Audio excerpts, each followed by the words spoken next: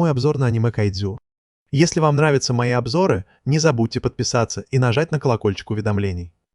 История начинается в этом спокойном городе, на который нападает монстр по имени Кайдзю. По всему городу звучит сигнал тревоги, и люди спешат в безопасные места. Эта тварь огромная и крушит все на своем пути. Поэтому силы обороны прибывают и начинают стрелять по ней. Это не первый раз, когда человечество сталкивается с подобным, поэтому зрители ждут, какое подразделение сил обороны появится. Это третье подразделение, и они готовы уничтожить Кайдзю. Одна девушка из этого подразделения приходит с огромной пушкой и использует ее невероятную мощь, чтобы пробить дыру в Кайдзю и уничтожить его. После всего этого наш главный герой Кафка поражен размерами этого монстра. Части тела разбросаны повсюду. Он говорит своей команде, что им придется работать сверхурочно. Это точно. Жители города радуются за третье подразделение, потому что они выполнили свою миссию без потерь. Кафка подходит к ним, пораженный собравшейся толпой, а герои уходят от поверженного монстра. Кафка направляется к нему, потому что его работа еще не закончена, когда битва заканчивается. Он и его команда делают грязную работу, о которой никто не заботится и которую никто не ценит. Они разбирают поверженных Кайдзю и избавляются от них. Кафка делает свое дело, берет образец монстра и помещает его в дрон. Их работа не такая яркая, как борьба со зверем, но это тоже своего рода битва. Это становится ясно, когда Кафка замечает, что кто-то трогает то, что трогать нельзя, и это взрывается, причиняя кому-то боль. К счастью, Кафка уже сталкивался с подобными травмами, поэтому он справляется с ситуацией. У этих ребят впереди много работы, и Кафка злится, что начальство хочет, чтобы они убрали этот огромный беспорядок всего за неделю. В этот момент Кафке говорят, что ему нужно отправиться в другое место, потому что у них не хватает людей. И он в шоке, потому что его отправляют в кишечник. Кафку уводят, а остальные начинают говорить о том, в каком состоянии кишечник. Кафка приходит в кишечник и сразу теряет аппетит, но он трудолюбивый, поэтому преодолевает дискомфорт и выполняет свою работу. Вечером Кафка приходит домой уставший и пытается избавиться от запаха работы. Он смотрит новости о третьем подразделении и их капитане по имени Мина. Этой девушке всего 27 лет, и она не просто капитан, она убила сотни Кайдзю. Оглядываясь назад, можно сказать, что они с Кафкой были близки, и она была очень расстроена, когда они пообещали вместе надрать Кайдзю задницу. Теперь Мина на подъеме, и все говорят, что она главный претендент на должность командира сил обороны. Кафка удивляется, как он оказался на другой стороне, но не хочет об этом думать, потому что это слишком грустно. Он говорит себе, что Канан — это важная работа, которая помогает людям. К тому же, он может есть свою любимую еду и жить в квартире, которая ему нравится. Кафка решает, что этого достаточно, и ложится спать. На следующее утро Кафка приходит на работу и знакомится с новым сотрудником, который будет работать неполный день. Его зовут Итикава, и он очень хочет служить в силах обороны. Коллега Кафки говорит, что у Кафки была такая же мечта, как у него. Но Кафка сдался и стал ветераном в клининговой компании. Итикава спрашивает, почему Кафка ушел. Кафка признается, что понял, что у него есть пределы возможностей. Он старался изо всех сил, но всегда найдется кто-то лучше. Кафка пытается сохранять позитивный настрой, но Итикава не сдается. Он заявляет, что никогда не сдастся, что бы ни случилось, поэтому не понимает логику Кафки. Он даже не хочет понимать, поэтому просто уходит переодеваться. Все думали, что они будут близки, потому что у них была одна мечта. Но Кафка злится, потому что знает, что не может ответить на вопрос парня, не выглядя жалким. Кафка вынужден задуматься и задается вопросом, так ли уж плохо было уйти. Они все идут на работу и обсуждают план на день. Они решают, какие части оставить для исследований, а какие уничтожить. Итикава остается с кишечником. Кафка рад, что у ребят хорошее настроение. Но потом он понимает, что ему снова придется работать с кишечником второй день подряд. Они говорят, что это потому, что он профессионал в этом деле. Кафка клянется, что покажет всем, на что он способен. Босс ругает Кафку за все его жалобы, но хвалит за трудолюбие. Если бы он сдал экзамен, то стал бы отличным офицером сил обороны. Позже Кафка радуется, что Итикава не в восторге от работы с кишечником. Но он сам занимается этим мерзким делом и старается не блевать. Тогда Кафка замечает, что парень принес мало еды. Итикава грубит и говорит, что не голоден. Но Кафка протягивает ему витаминный напиток и настаивает, чтобы он ел и пил как можно больше, иначе он не выдержит весь рабочий день. Кафка даже предлагает ему беруши. Итикава отказывается, но Кафка настаивает, говоря, что это поможет.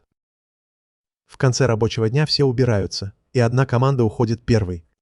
Кафка рад, что самая неприятная часть уборки уже позади.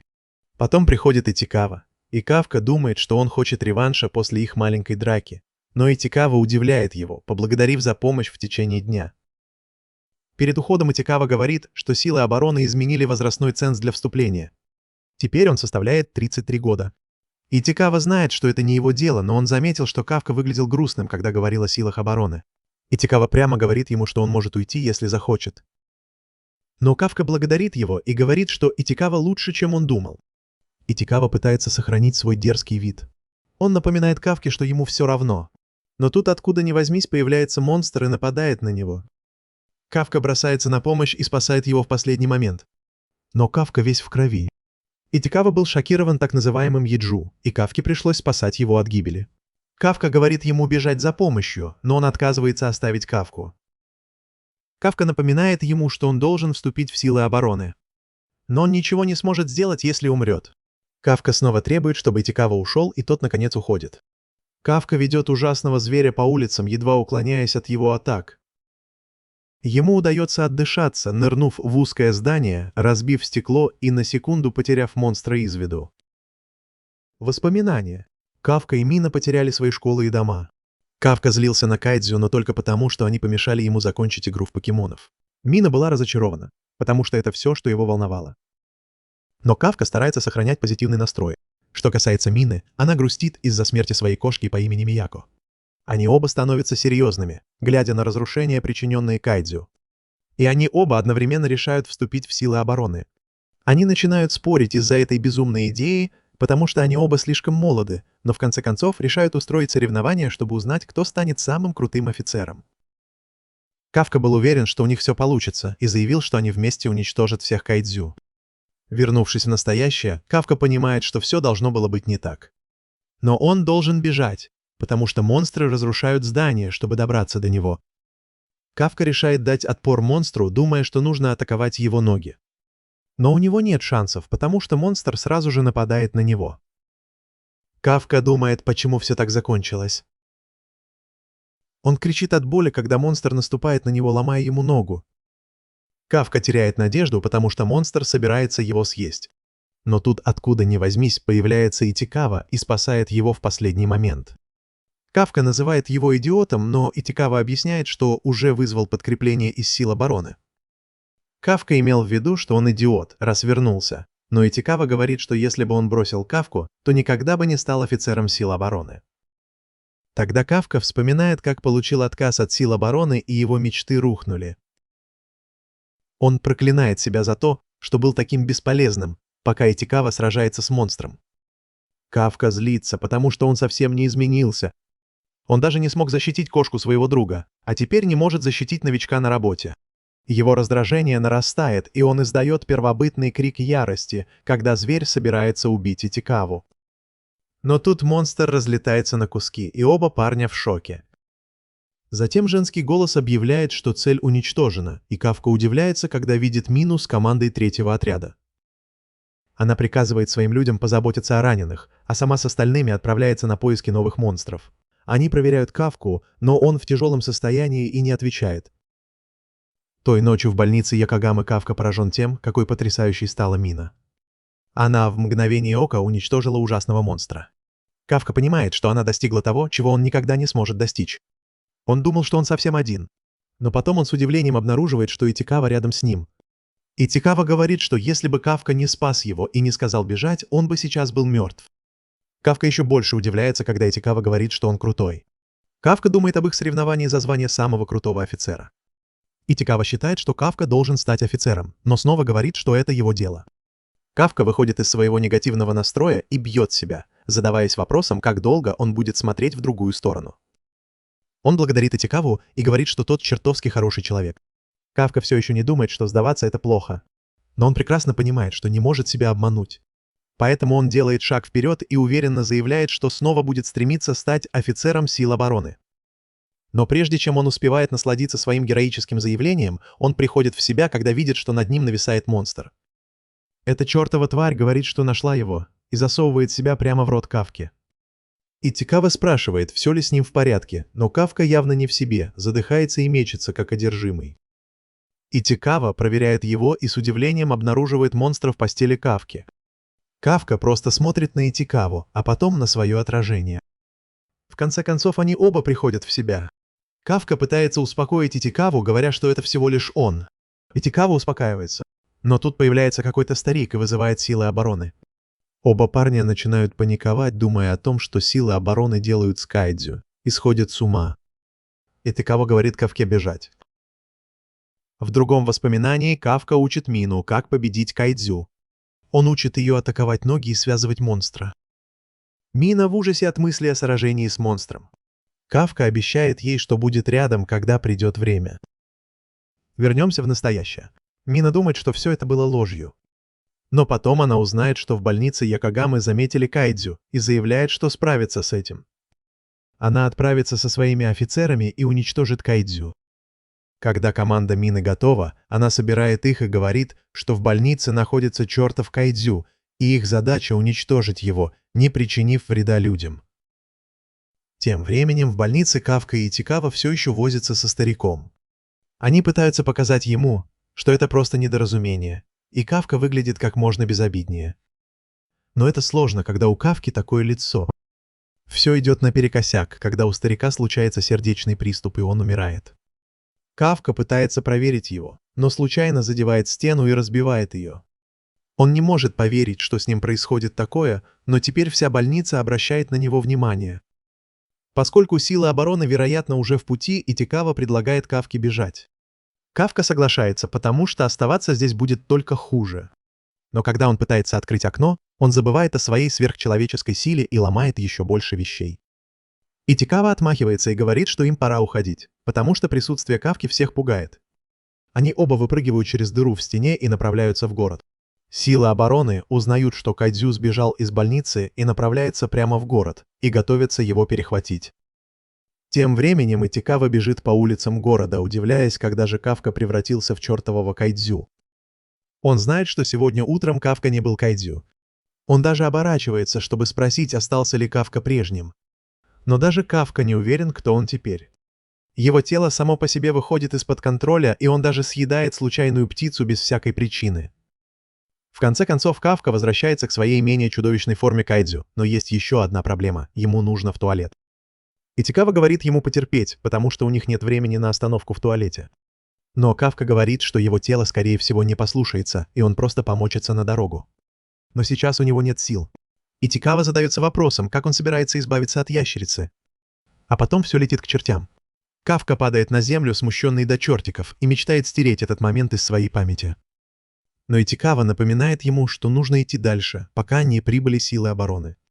Кстати, Кафка спрашивает, может ли он присоединиться к силам обороны в таком виде. Но это невозможно.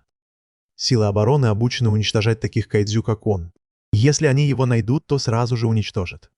Это жестокий поворот судьбы для Кафки, потому что, хотя он наконец нашел в себе силы попробовать еще раз и присоединиться к силам обороны, теперь он навсегда исключен из-за своего тела.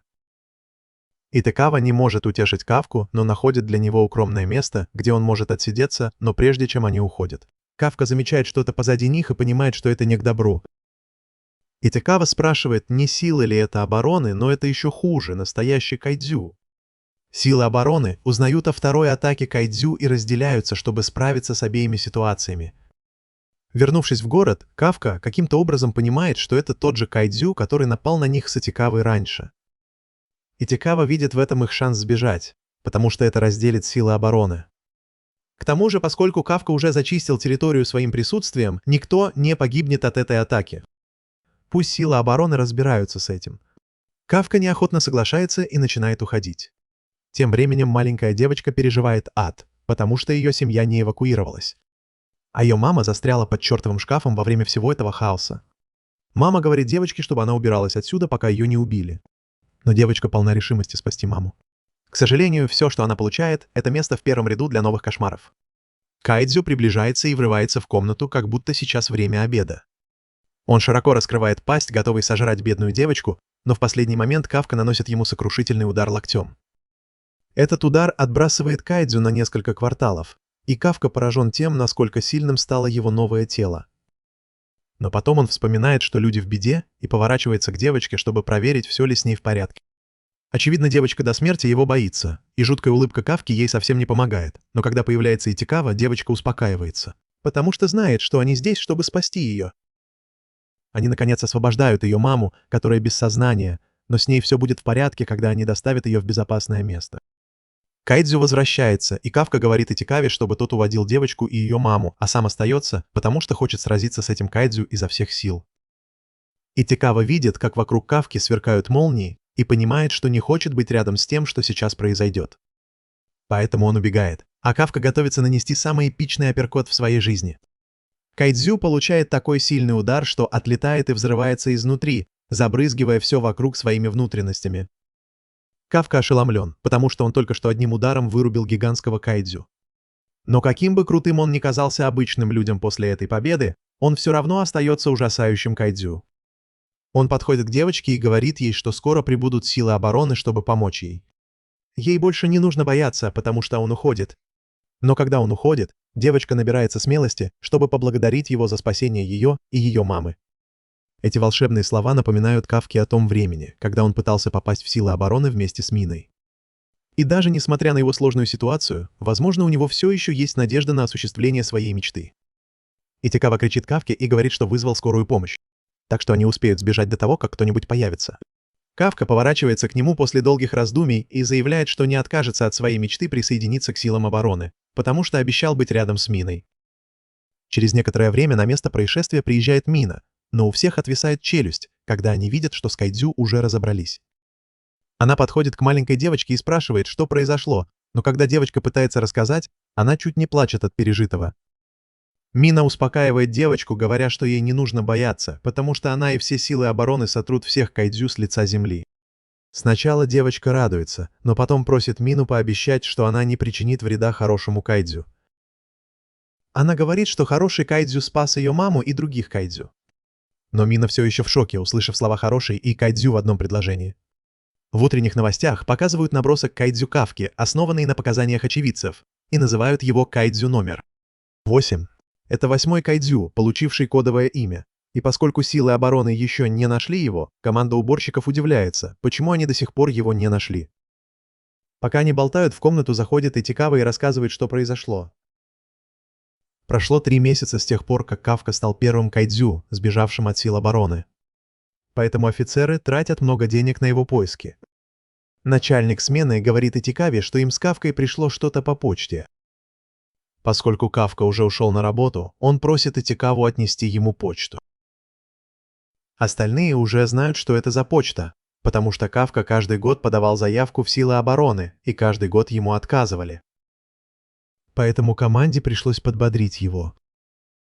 Итикава проверяет свои результаты и, черт возьми, рад узнать, что прошел отбор. Он идет к Кафке, чтобы передать ему результаты. Но перед уходом он быстро просматривает результаты Кафки, чтобы убедиться, что не принесет ему письмо с отказом. И когда он видит их, то улыбается и продолжает работать. Похоже, Кафка действительно справился и прошел этот чертов тест. Все друзья рады за него, потому что знают, как сильно он этого хотел.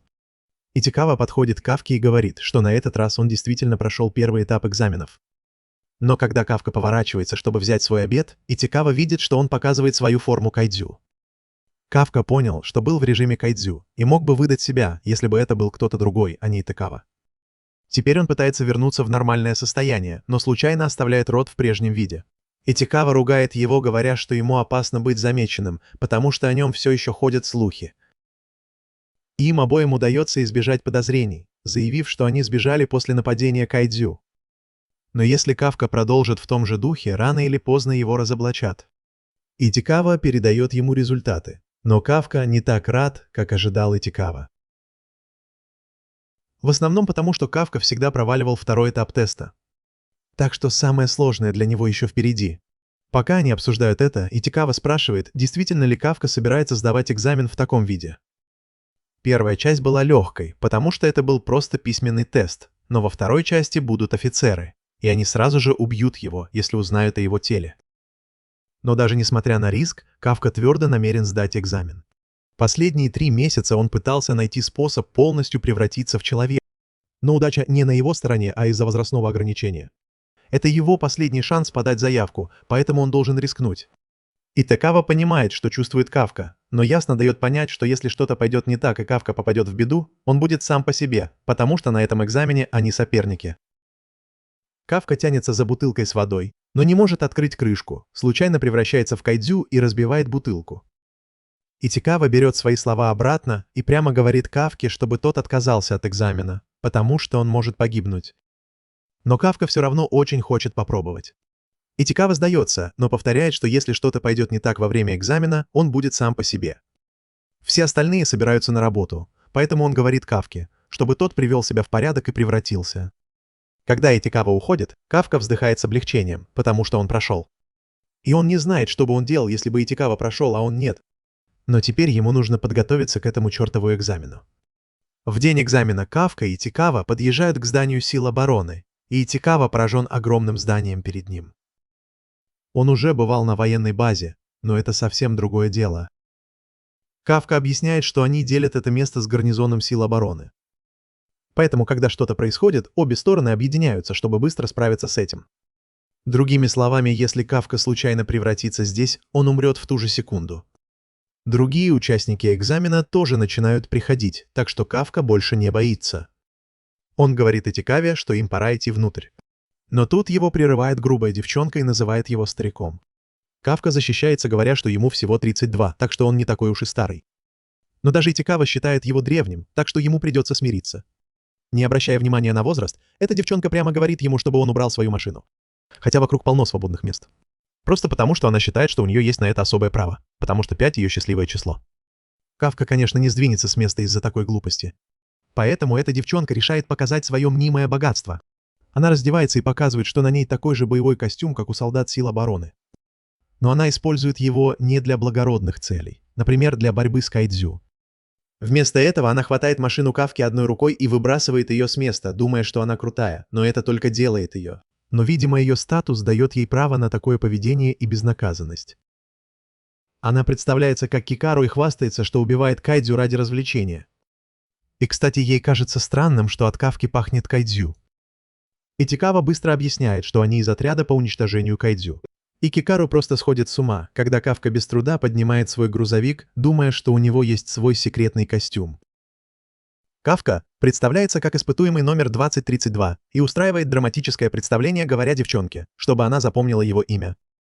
Но его крутой момент прерывается, когда он видит, что дворецкий Кикару занял его чертово парковочное место.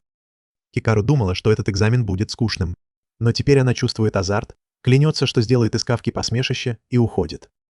Итикава злится на Кафку за то, что тот уже использует свои силы. Но Кафка говорит, что он превратился только в ту часть, которую она не видела. Они отмахиваются от охранников, говоря, что это был просто шум. Но Итикава предупреждает Кафку, что если он еще раз выкинет что-нибудь подобное, его отправят домой. Кафка знает, что это его последний шанс остаться с Миной, поэтому он обещает себе, что на этот раз не сдастся. Но через несколько минут Кафка с трудом справляется с экзаменом. Он тренировался и каждый день выкладывался на полную, но сейчас просто не может справиться. Воспоминания о том, как Итикава объясняет второй этап экзамена, который состоит из двух частей – фитнес-теста и теста на способности. Они не могут изменить свои способности, поэтому должны получить как можно больше баллов в фитнес-тесте. Но Кафке очень тяжело. Он всегда был ниже среднего, но сейчас все стало еще хуже. Он сильно отстает, и ему интересно, действительно ли люди становятся такими после 30. Он думает о том, чтобы превратиться, но это было бы безумием. К сожалению, Кафка плохо справляется и получает 219 ранг из 225. Затем из ниоткуда появляется Кикару, который оказывается на 5-м месте, и начинает издеваться над Кафкой, говоря, что ему не потребовалось много времени, чтобы стать посмешищем. Кафка вспоминает, как он драматично сказал ей, чтобы она запомнила его имя. Но теперь он хочет, чтобы она забыла его. Итикава рад, что Кафка не использовал свои силы, и Кафка объясняет, что это было бы нечестно, потому что все выкладывались на полную. Но правда в том, что Кафка просто притворялся крутым, но в глубине души он хотел бы использовать свои силы. Кафка уверен, что мог бы справиться лучше. Но Итикава думает, что есть еще одна причина, по которой он получил такой ранг. Тем временем Мина просматривает заявки этого года. Ее подчиненный думает, что ей все равно, потому что ее волнует только убийство кайдзю.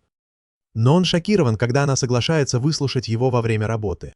Парень объясняет, что есть парень по имени Изума, который привлек его внимание. Он закончил школу с отличием и является самым перспективным в этом году. Итикава тоже заметил этого парня, потому что он занял второе место. А парень, занявший третье место, Айхару, выпускник какого-то престижного университета. Но первое место занял Кагараги, восходящая звезда сил самообороны Японии. И не только они, большинство экзаменуемых в этом году – выпускники престижных университетов. Обычно такие люди стремятся стать элитными офицерами, а не полевыми агентами. Наверное, поэтому у Кафки такой низкий ранг. И Кафка понимает, почему они кажутся такими сильными. Итикава объясняет, что даже среди всех этих крутых ребят есть один человек, на которого все смотрят. Она окончила Калифорнийский университет в 16 лет. Она пропустила несколько классов и стала самой молодой выпускницей в истории. Ее зовут Кикару, и ее называют настоящим талантом. Трое лучших парней наблюдают за ней, надеясь, что смогут сравниться с ней. Итикава отмечает, что эта группа невероятно талантливых кандидатов, и Кикару одна из них. Кафка признается, что понятия не имел, что она такая крутая, но получает взбучку от ее телохранителей за то, что прикоснулся к ней. Все смотрят, и они думают, что Кафка один из ее фанатов. Кикару смеется, потому что снова выставила его на посмешище, но Кафка заявляет, что тоже выставит ее на посмешище, хотя в глубине души Кафка понимает, что дела идут не очень хорошо. Но у Итикавы все еще есть надежда.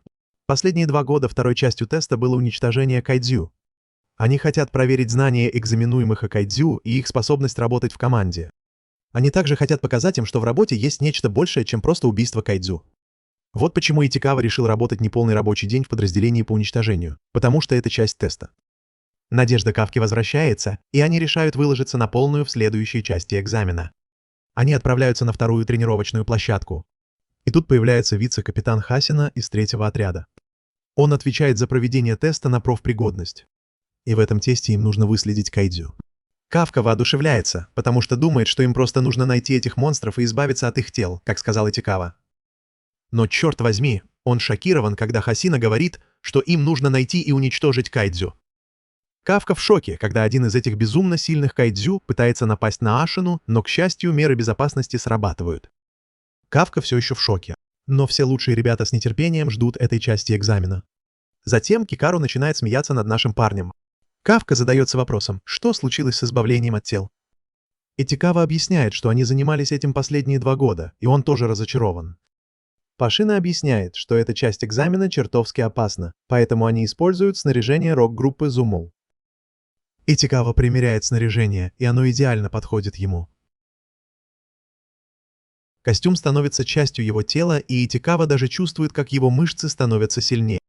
Эти костюмы – настоящее боевое снаряжение отряда защиты от демонов, сделанное из органического материала, взятого у кайдзю. Они невероятно усиливают боевую мощь владельца. Тем временем оператор из 3-го отряда, Каноми, говорит, что начнет измерять боевую мощь тех, кто носит костюмы. У Итикавы 8%, у Идзума 18%, у Кагураги 15%, а у Айхару 14%. Боевая мощь показывает, сколько силы костюма они могут использовать. Даже после безумных тренировок она обычно составляет около 20%. И им везет, если за год появляется хотя бы один кандидат, у которого больше 10%. Но у этих троих больше 10%. Хасина задается вопросом, будет ли этот год особенным. Затем все становится по-настоящему серьезно, когда Каноми видит, что боевая мощь Кикару составляет 46%. Все в восторге от нее, и Хасина думает, что она уже на уровне командира взвода. А она еще даже не вступила в отряд. Они предполагают, что это какой-то рекорд. Итикава чувствует себя подавленным, потому что у него всего 8%, но Хасина говорит ему, что это все равно неплохо для новичка. Пока у экзаменуемых не будет большого нуля, они пройдут, и Хасина признается, что никогда раньше не видел нулей. Но все бывает в первый раз, и все снова в шоке, потому что боевая мощь Кафки оказывается большим нулем. Все смеются над ним, и даже Каноми начинает думать, что это какая-то ошибка. Кафка просит дать ему еще немного времени, потому что он пытается выжать из себя эту боевую мощь. Но, черт возьми, Хасина не может сдержать смех и прямо говорит ему, что это не туалет, где можно просто выжать из себя все. Хасине начинает нравиться Кафка, но он уверен, что Кафка не сдаст экзамен. Кафка начинает думать, что есть какой-то секрет или трюк, чтобы повысить свой процент. Поэтому он изо всех сил старается понять это до конца экзамена. Кикуру очень злится на него и хочет, чтобы он показал силу, которую использовал на парковке. Затем входит Хасина и объявляет, что пришло время для заключительной части экзамена. Он объясняет, что они должны уничтожить одного Хонджу и 36 Яджу, разбросанных по городской тренировочной зоне. Эти кайдзю убили 16 человек, и их поймали живыми для тренировок. Экзаменуемые должны сражаться с ними с помощью оружия против кайдзю, а дроны будут следить за их действиями. Если дроны почувствуют, что экзаменуемые в опасности, они активируют щит в их костюмах, чтобы спасти их. Но это также означает, что они не сдадут экзамен. Это чертовски опасно, поэтому Хасина не может гарантировать, что они выживут. Они должны решить, хотят ли они участвовать, и Хасина начинает тест. Экзаменуемые с безумным рвением бросаются вперед. Но все ошеломлены, когда Кикуру вырывается вперед и легко побеждает Яджу. Она всех поражает. Кафка заявляет, что им нужно двигаться вперед, иначе они отстанут. Но Итикава говорит, что Кафка их сдерживает. Кафка оправдывается, говоря, что оружие чертовски тяжелое без помощи костюма. Он пытается казаться крутым, говоря, что только он, Ноль, может это понять. Но Итикава совсем не чувствует себя крутым. Дела идут не очень хорошо, потому что Итикава говорит, что у них нет такой же атакующей силы, как у других. И тут Хасина бросает бомбу и сообщает, что Мина пришла посмотреть на этот чертов экзамен. Кафка вспоминает их спор о том, кто будет самым крутым офицером отряда защиты, и успокаивается. Ему уже плевать, что он Ноль, и он напоминает себе, что это его последний шанс. Кафка что-то придумывает и спрашивает Итикаву, зачем за ними следят дроны. Если они просто хотят подсчитать, сколько кайдзю они уничтожили, они могли бы легко сделать это с помощью датчиков. Но дело не в этом. Помимо проверки их навыков, они также проверяют, насколько хорошо они могут адаптироваться к ситуации. Кафка и Итикава понимают, что поскольку у них нет такой же атакующей силы, как у других, им нужно сосредоточиться на поддержке атакующих, насколько это возможно. Они замечают, что неподалеку идет бой, и занимают позицию, чтобы помочь. Кафка замечает копыта этого Яджу и вспоминает, что видел его во время одной из зачисток. Его опыт окупается, потому что он знает, что светошумовые гранаты сильно выводят из строя этого Яджу. У него слабое зрение, но очень хороший слух. Когда он оглушен, он становится легкой мишенью. Но Кафка не собирается останавливаться на достигнутом. Он говорит Идзума целиться в живот, потому что это его слабое место. Нападающие следуют его примеру и удивляются, когда им удается победить зверя. Они благодарят Кафку за помощь, но Кафка злится, потому что называет их фанатами Кикуру. В комнате наблюдения они наконец обращают внимание на то, что делают Кафка и Итикава. Кафка говорит Итикаве, что они уничтожили больше тел кайдзю, чем могут сосчитать. Теперь он чувствует себя уверенно, потому что они могут использовать эти знания. Кафка рад, что ему больше не нужна сила кайдзю. Он наконец-то может наверстать упущенное. Но весь его оптимизм быстро улетучивается, потому что из ниоткуда появляется кайдзю, и Кафка отлетает в здание, а Каноми замечает, что он серьезно ранен. Он не может продолжать сражаться, а чертов Яджу приближается к нему. Они готовятся активировать его защитный костюм. Кафка знает, что они скорее всего воспользуются щитом, но он также знает, что это означает, что он провалил экзамен. Он знает, что Мина наблюдает, поэтому пытается подняться. Он больше не хочет позориться перед ней. Но этот чертов зверь вот-вот сожрет его. Каноми начинает активировать дистанционный щит, и Хасина думает о том, что знал, что Кафка будет первым, кто сдастся. Ему чертовски жаль, потому что Кафка был веселым парнем. Но тут Яджу разносит на куски. И Кикуру говорит, что в третий раз выставила Кафку на посмешище.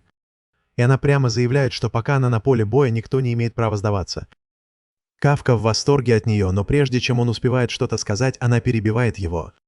Она объявляет, что продолжит надирать задницы кайдзю, и говорит ему лежать на земле, как чертов неудачник. Остальные парни видят, что она нацелилась на главную цель, но они не собираются ей это позволять. Кикуру легко расправляется с еще одним Яджу, и Ихару думает, что она слишком сильна, и задается вопросом, действительно ли у нее такой же костюм, как у них. Кафка тоже хочет пойти за главной целью, но у него сломаны ноги, и он даже не может встать.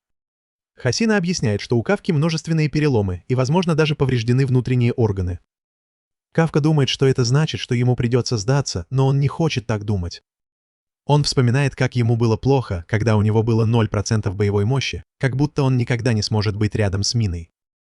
Он злится, думая о том, что только талантливые проходят отбор. Хасина предлагает Кафке просто сдаться и объясняет, что защитные костюмы не идеальны. Но Кафка не собирается сдаваться. Он думает, что только он решает, сдаваться ему или нет. Он заявляет, что хотя он слишком стар для мечтаний и выглядит как полный идиот, он готов поставить на кон всю свою жизнь и снова следовать за своей мечтой.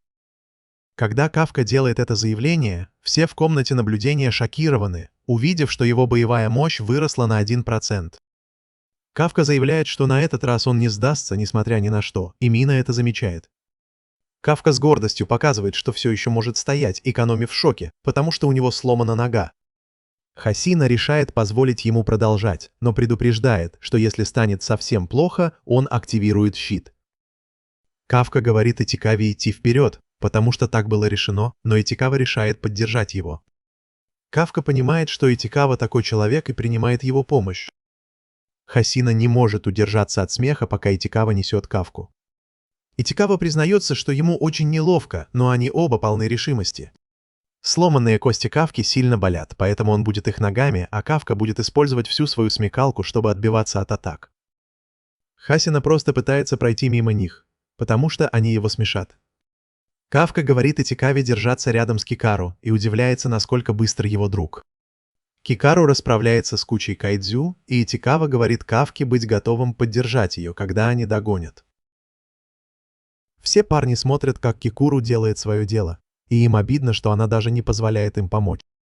Каноми объявляет, что Кикуру уничтожила последнего Йиджу в этом районе и уже сражается с Ханджу. Кикуру бросает гранату, чтобы разозлить зверя, и использует возможность занять идеальную позицию, чтобы уничтожить его. Кикуру спокойно говорит, что это последний, и медленно нажимает на курок, заставляя Хасину ухмыльнуться, когда она стреляет в монстра. Каноми ошеломлена, когда объявляет, что Ханджу побежден и финальная часть экзамена завершена. Наши парни в шоке, потому что они даже не успели помочь, и Кафка заявляет, что Кикуру слишком быстра. Теперь Каноми нужно забрать дронов и отправить медиков к раненым. Хасина удивлен, что экзамен закончился так быстро, хотя на подготовку ушло много времени.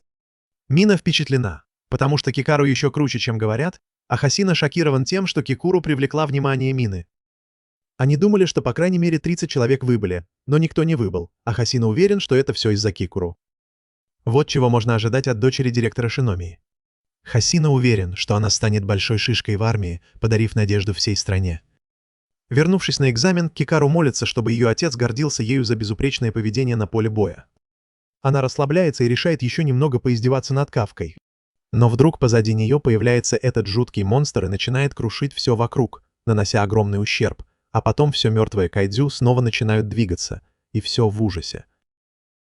Кикару едва успевает защитить свое сердце, сосредоточив весь свой щит на одном месте, но она понимает, что все еще может сражаться.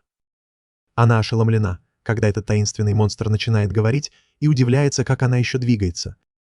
Кикуру понимает, что это кайдзю, но она потрясена, увидев, что у него есть мозги.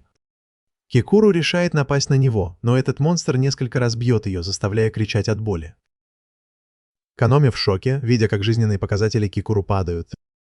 Они понятия не имеют, что происходит, но получают сигналы от кайдзю, которых они уже уничтожили. И вот что странно, сила этого возрожденного Ханджу в 6 раз больше, чем раньше. Хасина думает, что для уничтожения кайдзю такого уровня нужна целая команда, и не так много людей могут справиться с ним быстро. Затем Мина говорит Каноми активировать все дистанционные щиты для испытуемых и отправить дронов обратно. Хасина думает, что, к счастью, они двое из немногих, кто может победить этого Ханджу, поэтому они готовятся и отправляются в путь. Испытуемым говорят уходить, но Кикуру отказывается, понимая, что многие погибнут, если она сама не остановит это существо. Она использует свой костюм, чтобы остановить кровотечение, и понимает, что все еще может сражаться. А потом Кику вспоминает слова своего отца, который говорил ей быть идеальной для своей страны. Теперь она требует от себя совершенства, но, черт возьми, Хонджу отбрасывает ее в сторону, как будто это ничего не значит. Она едва может двигаться, но все равно не сдается. Мы вспоминаем прошлое и видим, как Кикару гордится тем, что получила высшую оценку в классе. Другие ученики не справились так же хорошо, но, по крайней мере, их родители были рядом, чтобы отпраздновать это вместе с ними. Кикару старалась сохранять позитивный настрой, хотя ее дворецкий заверил ее, что ее отец будет дома в тот день и, конечно, будет доволен ее оценкой. Но на самом деле ее отцу было наплевать на ее оценку. Он прямо сказал, что празднование одного успеха только настраивает ее на неудачу в следующий раз. Вместо того, чтобы устраивать вечеринку, он хотел, чтобы она сосредоточилась на следующей цели. Именно тогда он сказал ей, что она должна быть безупречной все время, не только ради будущего своей страны, но и ради своей покойной мамы. Слова отца до сих пор давят на нее, но она не сдается. Он всегда говорил ей двигаться вперед и никогда не позволять никому затмить ее. Так что теперь она не сдается, даже с одной рукой, пока может двигаться, она будет сражаться.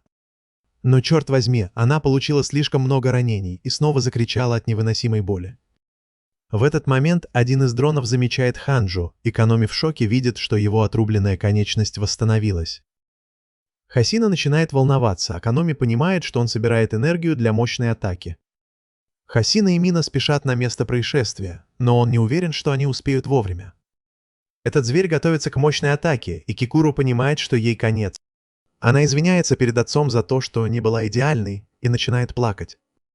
Ханджу собирается атаковать, но тут появляется Кафка и говорит ей, что она отлично справилась. Кикару в шоке, она не понимает, почему он здесь, а потом монстр атакует.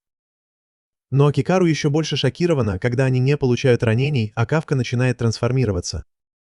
Кафка объясняет, что она хорошо справилась, дав всем время на эвакуацию, чтобы он мог сделать все остальное. Тем временем все в панике пытаются эвакуироваться. Кагараги использует сигнальные ракеты, чтобы организовать эвакуацию, что впечатляет Изума. Давайте вернемся на несколько минут назад и увидим, как Кафки и Ичикаве говорят убираться оттуда и не возвращаться, потому что Кикуру сражается с возрожденным Ханджу. Ичикава готов уйти, но Кафка уже исчез. Ичикава надеется, что Кафка не настолько сумасшедший, чтобы трансформироваться, потому что знает, что его тут же уничтожат. Но когда Ичикава спешит на место происшествия, он понимает, что Кафка определенно сумасшедший, потому что он не колеблется в таких ситуациях. Возвращаясь к Кекуру, она в шоке от трансформации Кафки и не может понять, как он превратился в кайдзю.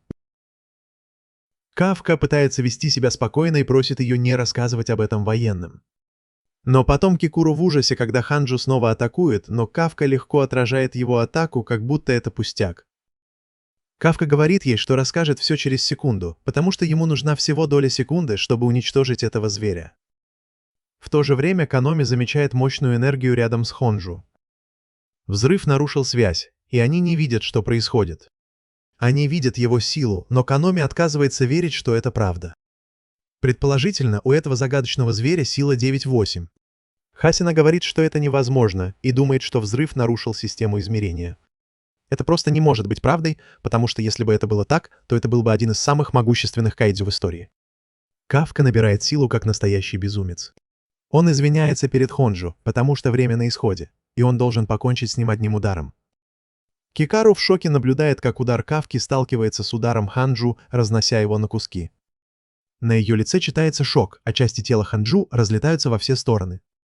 Кафка чувствует себя победителем и говорит монстру, чтобы тот попробовал вернуться к жизни после такого удара. Но монстр снова начинает двигаться, и Кафка просит его остановиться, потому что он просто пошутил.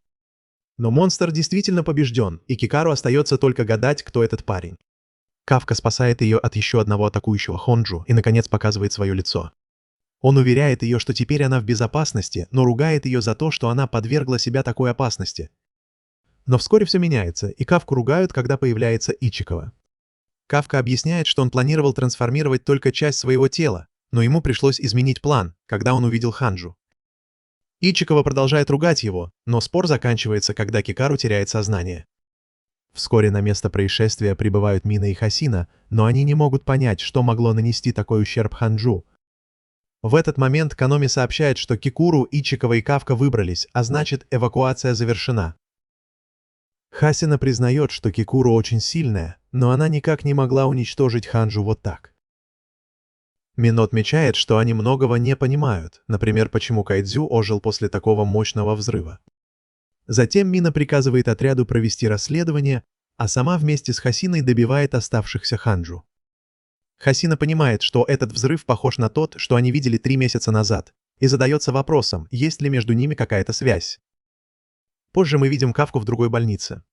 Ичикава объясняет, что Кикуру лечат лучшими технологиями, которые есть у сил обороны. Кафка размышляет об экзамене и о том, как тяжело соревноваться с суперталантливыми людьми. Это также напомнило ему, что когда ты преследуешь свою мечту, всегда найдется кто-то, кто превзойдет тебя в том, что тебе важнее всего. Но самое главное, это так его вдохновило, что ему было все равно. Кафка рад, что решил снова сдать экзамен, и благодарит Ичикаву за то, что тот его подтолкнул. Внезапно появляется Мина, удивляя всех. Она просто благодарит их за заботу о Кикару и также быстро исчезает. Кафка почти окликает ее, но сдерживается, потому что сейчас не время. Он хочет дождаться, когда станет офицером, чтобы поговорить с ней. Он уверен, что это произойдет, и молча обещает себе, что она будет за ним присматривать. Хикару снится кошмар о том, что она не идеальна для своего отца. Она просыпается, думая, что пришел ее отец, но это всего лишь Хасина. Он объясняет, что обошлось без жертв, благодаря тому, что она надрала Ханджу задницу. Хасина удивляется, как ей удалось победить его. Хикару вспоминает, что сказал Кафка, и заявляет, что это она уничтожила Ханджу. В тот вечер в новостях рассказывают о том, что произошло на экзамене, и сообщают, что хотя многие получили травмы, никто не погиб. В одной из кабинок туалета мы видим таинственного и умного Кайдзю, который слушает новости. Он шокирован и разочарован тем, что никто не погиб. В этот момент звонит телефон, и монстр вспоминает, как на него отвечать. Когда он берет трубку, голос на другом конце говорит ему вернуться к работе. Этот монстр трансформируется и надевает форму. И мы с удивлением видим, что он новый член отряда Кафки. Все надеются, что Кафка и Ичикова в порядке после экзамена, а этот новый парень зловеще скрывает свою трансформацию. Некоторое время спустя Кафка сходит с ума из-за экзамена и винит в этом Ичикаву, потому что именно он убедил его снова записаться. Но у Кафки больше нет времени волноваться, потому что приходит босс и говорит, что Ичикова и Кафка получили письма. Кафка знает, что это его последний шанс оказаться рядом с Миной, поэтому он нервно достает письмо, чтобы посмотреть свои результаты. В день вступительной церемонии Изума подходит к Кагураги, чтобы поздравить его с прохождением экзамена. Но Изума был уверен, что Кагураги все равно пройдет, так что его появление не стало сюрпризом. Честно говоря, те, кто прошел, были именно такими, как он ожидал, но Кафки нигде не видно. Кагураги спрашивает, хотел ли Изума, чтобы Кафка прошел, но Изума просто находит его интересным. В этот момент появляется Хикару и хвастается своей эпической победой на экзамене.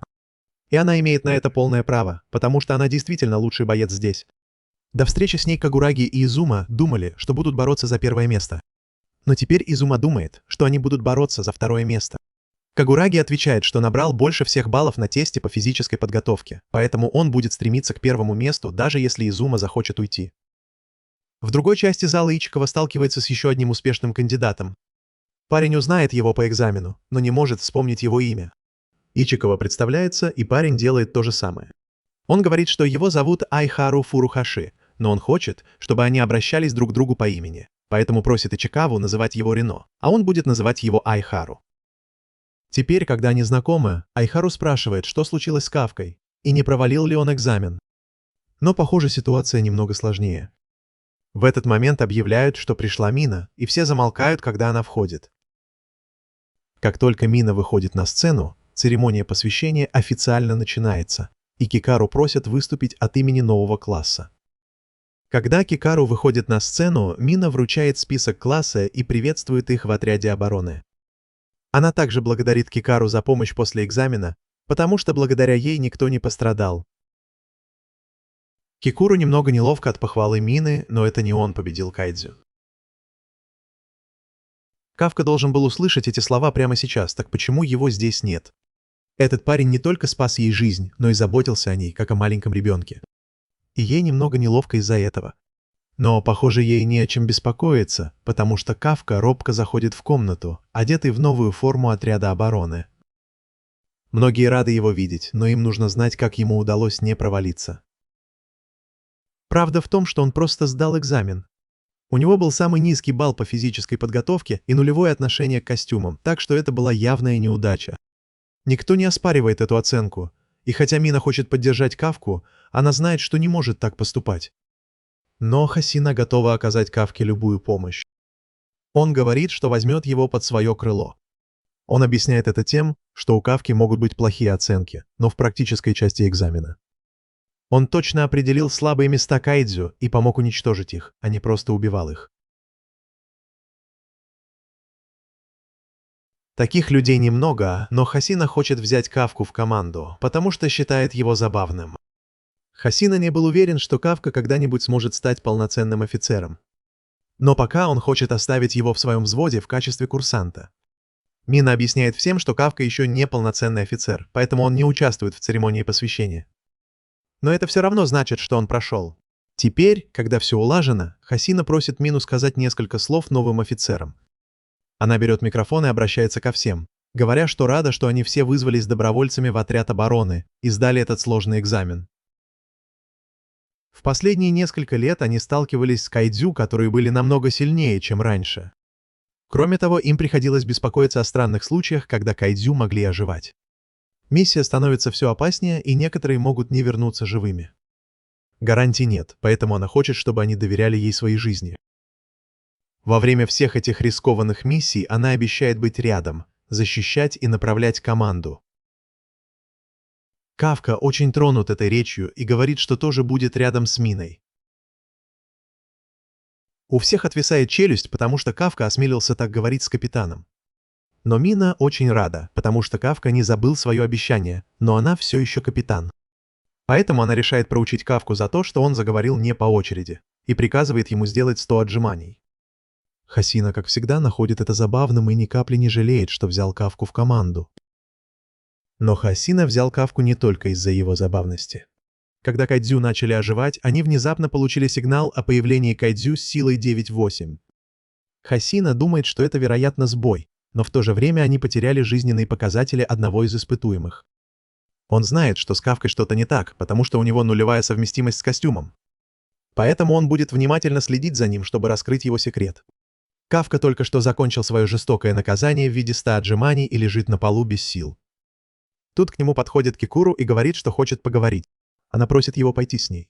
Кафка спрашивает, почему она не может поговорить с ним здесь, но Кикуру не хочет, чтобы другие подслушивали. Поэтому они начинают дразнить ее, утверждая, что она собирается признаться Кафке в любви. Кафка действительно верит в это. Но Кикуру прерывает их и бьет его прямо в лицо, а Ичикова неодобрительно смотрит на них. Позже они втроем сидят в пустой закусочной. Кафка только что рассказал Кикуру о том, что произошло в больнице. Но ей трудно поверить, что он превратился в чертового кайдзю только потому, что съел его. Кафка считает, что не страшно рассказать об этом отряду обороны, потому что, может быть, они найдут лекарство или что-то в этом роде. Но Кикуру не думает, что это возможно. Во-первых, если они не убьют его на месте, то, скорее всего, подвергнут его всевозможным экспериментам. И поверьте мне, на этом его мечте стать офицером придет конец. Кроме того, когда кайдзю становятся очень сильными, отряд обороны использует их останки для создания специального оружия, после того, как они их победят. Так что, возможно, они попытаются сделать то же самое с Кафкой. Услышав о последствиях раскрытия своего секрета, Кафка умоляет Кикуру никому не рассказывать. В конце концов, она соглашается, потому что он спас ей жизнь. Но она ясно дает понять, что если когда-нибудь узнает, что Кафка кайдзю, представляющий угрозу для человечества, она без колебаний убьет его. Ичикова замирает, услышав, насколько она серьезна. Но Кафка на самом деле рад, потому что не хотел бы остаться в живых, если бы представлял опасность для общества. Позже Ичикова тренируется, учится пользоваться оружием против кайдзю как профессионал. У него неплохо получается, он заканчивает курс всего за 2,5 минуты с показателем активации костюма 18%. Он прошел долгий путь с тех пор, как присоединился к отряду. Из-за этого Айхару чувствует давление, чтобы показать себя не хуже, потому что он не может позволить себе проиграть. В результате небольшого соревнования Айхару удается побить время Ичикавы и получить показатель активации 20%. Он не теряет времени, чтобы позлорадствовать перед Ичикавой. Но потом он понимает, что всегда есть кто-то лучше, когда Кекуру побивает его рекорд на целую минуту, а ее костюмы работают на 55% мощности. Она не теряет времени, чтобы позлорадствовать и дать ему понять, что она лучше. Тем временем Изума чувствует себя неполноценным из-за превосходного вида Кикуру. Но Кагураги напоминает ему, что если у него есть время беспокоиться, то есть и время тренироваться. Иначе люди быстро его догонят. Сейчас Кагураги и Изума равны по боевой мощи, а Кафка занимается своими делами, чертовски взволнованный, потому что наконец-то довел свой костюм до 1%. Он поворачивается к Кикуру и с гордостью заявляет, что превратил свой 0 в единицу. Но она не понимает, почему он хвастается этим, когда у нее 55%. Хасина все еще находит Кафку забавным, но прямо говорит ему, что с такими темпами он не станет офицером. В лучшем случае он продержится 3 месяца, а потом его уволят. После того, как Кафка услышал суровую правду, он говорит всем, что они должны пробежать 10 кругов по периметру, и на этом тренировка закончена. Они считают это несправедливым и начинают жаловаться, поэтому Хасина повышает ставки и заставляет их пробежать 15 кругов. Он говорит им, чтобы они пошевеливались. У некоторых новобранцев возникло соперничество друг с другом, и Хасина рад этому, потому что конкуренция помогает им стать сильнее, чем когда-либо. Закончив тренировку, все идут в баню, и Кафка смертельно устал от пробежки в конце занятия. Но Ичикова и Айхару полны энергии. Особенно Айхару, который как сумасшедший напрягает мышцы. Ичикова не впечатлен, потому что у него такая же мышечная масса, Кафка не может смириться с тем, что его оставили в стороне. Поэтому он решает показать этим молодым парням, как выглядят настоящие мужские мышцы. Сначала Айхару впечатлен, но Кафка быстро устает и показывает Айхару, как выглядит настоящий мужской живот. Айхару и Ичикова смеются над Кафкой, но он предупреждает их, что их ждет та же участь, когда им исполнится 28, так что им лучше быть готовыми. Однако их уверенность падает, когда появляется Кагагари и демонстрирует, что такое идеальная физическая форма. Смущенные, они все прыгают в ванну, чтобы скрыть свой стыд. Но вскоре разговор возвращается в нормальное русло. Кафка просто рад, что после долгого перерыва снова может так развлекаться. Со стороны девушек Кикуру и пара второстепенных офицеров заходят в раздевалку и находят там Мину. Они собирались уйти и дать ей закончить. Но Мина говорит, что все в порядке и что она все равно собиралась уходить. С ее разрешения они расходятся, и Кикуру идет за Миной, чтобы положить ее одежду в стиральную машину. При этом Кикуру замечает, что у Мины крепкие мышцы, но это само по себе не объясняет ее невероятную боевую мощь. Но все эти взгляды привлекли внимание Мины, и Кикуру прямо спрашивает ее, как она накачала мышцы. Мина соглашается показать ей основы своей тренировки, раз уж она все равно здесь. Хотя Кикуру этого не ожидала, но благодарна за такой жест. Вернемся к парням, они начинают обсуждать, почему они присоединились к силам обороны. И Хару начинает первым и объясняет, что присоединился из-за Мины. Она спасла его от кайдзю, когда он учился в средней школе, и с тех пор он хочет быть таким же, как она. У других похожие причины для вступления, все они связаны с их восхищением Миной. Когда приходит очередь Кафки отвечать, он немного смущается, но в конце концов признается, что он друг детства Мины. Теперь все парни завидуют ему, поэтому Кафка пытается быстро уйти, пока ситуация не накалилась. Но уже слишком поздно, потому что они хотят услышать все пикантные подробности о детстве Мины. В итоге они так долго сидят в бане, что когда Кикуру наконец выходит, они все теряют сознание от теплового удара. А Ичикова пытается привести их в чувство. На следующий день тренировка продолжается как обычно, и новобранцы начинают сближаться, проводя время вместе. Но Кафка все еще сильно отстает от остальных. В конце дня они все смертельно устали от тренировок. Но пока они валятся с ног, Кафка продолжает тренироваться, чтобы стать лучше. Он не хочет, чтобы его выгнали из сил обороны. Через некоторое время входит Хасина и видит, что Кафка все еще работает.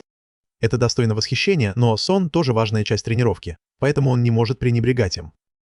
Кафка отчаянно хочет сохранить свое место, и Хасина догадывается, что это из-за какого-то обещания, которое он дал Мине. Но Кафка никогда не говорил ему об этом, поэтому он удивляется, откуда Хасина это знает. Хасина признается, что подслушивал их разговоры в бане, что очень странно, но Кафка признается, что его мотивация действительно связана с этим обещанием. Он должен сделать все возможное, чтобы быть рядом с Миной. Хасина считает, что Кафка пытается занять место его заместителя, и это именно то, к чему стремится Кафка. Он будет работать изо всех сил, чтобы добиться этого. Прежде чем уйти, Хасина говорит Кафке, что так просто не отдаст ему место заместителя. И дает ему совет. Кафке не стоит сближаться ни с кем из команды, потому что в этой работе любой может погибнуть в любой момент. Особенно те, кто часто появляется на экране. В этот момент раздается сигнал тревоги, что означает чрезвычайную ситуацию с кайдзю. Хасина говорит Кафке поторопиться, потому что пришло время его первой миссии. Каноми сообщает Мине, что территория вокруг них очищена. Это сумасшедшая сцена, где куча людей ждут автобусов. Силы обороны работают с другой командой, которая устанавливает командный пункт неподалеку. Что касается появившегося Ханджу, то он пришел из-под земли и стал еще больше. И еще начали появляться эти штуки Яджу, но Мина не собирается сдаваться. Она решает сама разобраться с Ханджу и находит место для стрельбы. Мина желает всем удачи, и они уходят. Хасина объявил, что пришло время поохотиться на кайдзю, а Ичикова пытается осознать, что это их первая миссия. Кикуру смотрит на Кафку. Не верится, что он кайдзю номер 8. Она очень надеется, что он ее не подведет, но, конечно, парня сейчас стошнит. Где-то в другом месте мы видим огромного Ханджу и эвакуационный центр. Кафка и остальные из взвода Хасины собираются в зоне нейтрализации, и Кафка впервые видит этого гигантского монстра.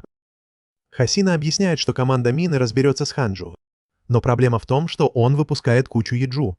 Их задача не дать Яджу покинуть зону нейтрализации. Поскольку они новички, им придется прикрывать тыл. Но это также означает, что они последняя линия обороны. Никто не задает вопросов, потому что все сосредоточены на миссии.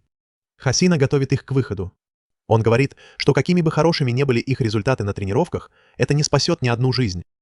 Пришло время показать, на что они способны на настоящем поле боя. Парни демонстрируют свою солидарность, и Хасина говорит им, чтобы они оторвались по полной. Эвакуация гражданских завершена, и Мина находится всего в 8 минутах от своей позиции. Кафка связывается с Ичикавой и прямо говорит, что должен проявить себя в этой миссии. Он думает о том, что Хасина прямо сказал ему, что с такими темпами он не продержится и 3 месяцев, и Кафка боится, что у него больше не будет шанса показать, на что он способен. Парни очень нервничают, но по какой-то причине он также очень взволнован. Он даже не может объяснить почему, но Ичикава понимает, что это работа, о которой Кафка всегда мечтал. Они оба клянутся, что сделают эту первую миссию успешной, и слышат, что первая партия Яджу только что прибыла в их район. Все готовы, и они спрыгивают с крыши, как настоящие супергерои. Кафка уверен в себе и кричит, что миссия будет успешной. Но он единственный, кто не торопится спускаться по стене здания. Тем временем Мина добирается до своей снайперской позиции. Другая команда должна отвлечь Ханджу, и они начинают обстреливать этого огромного монстра.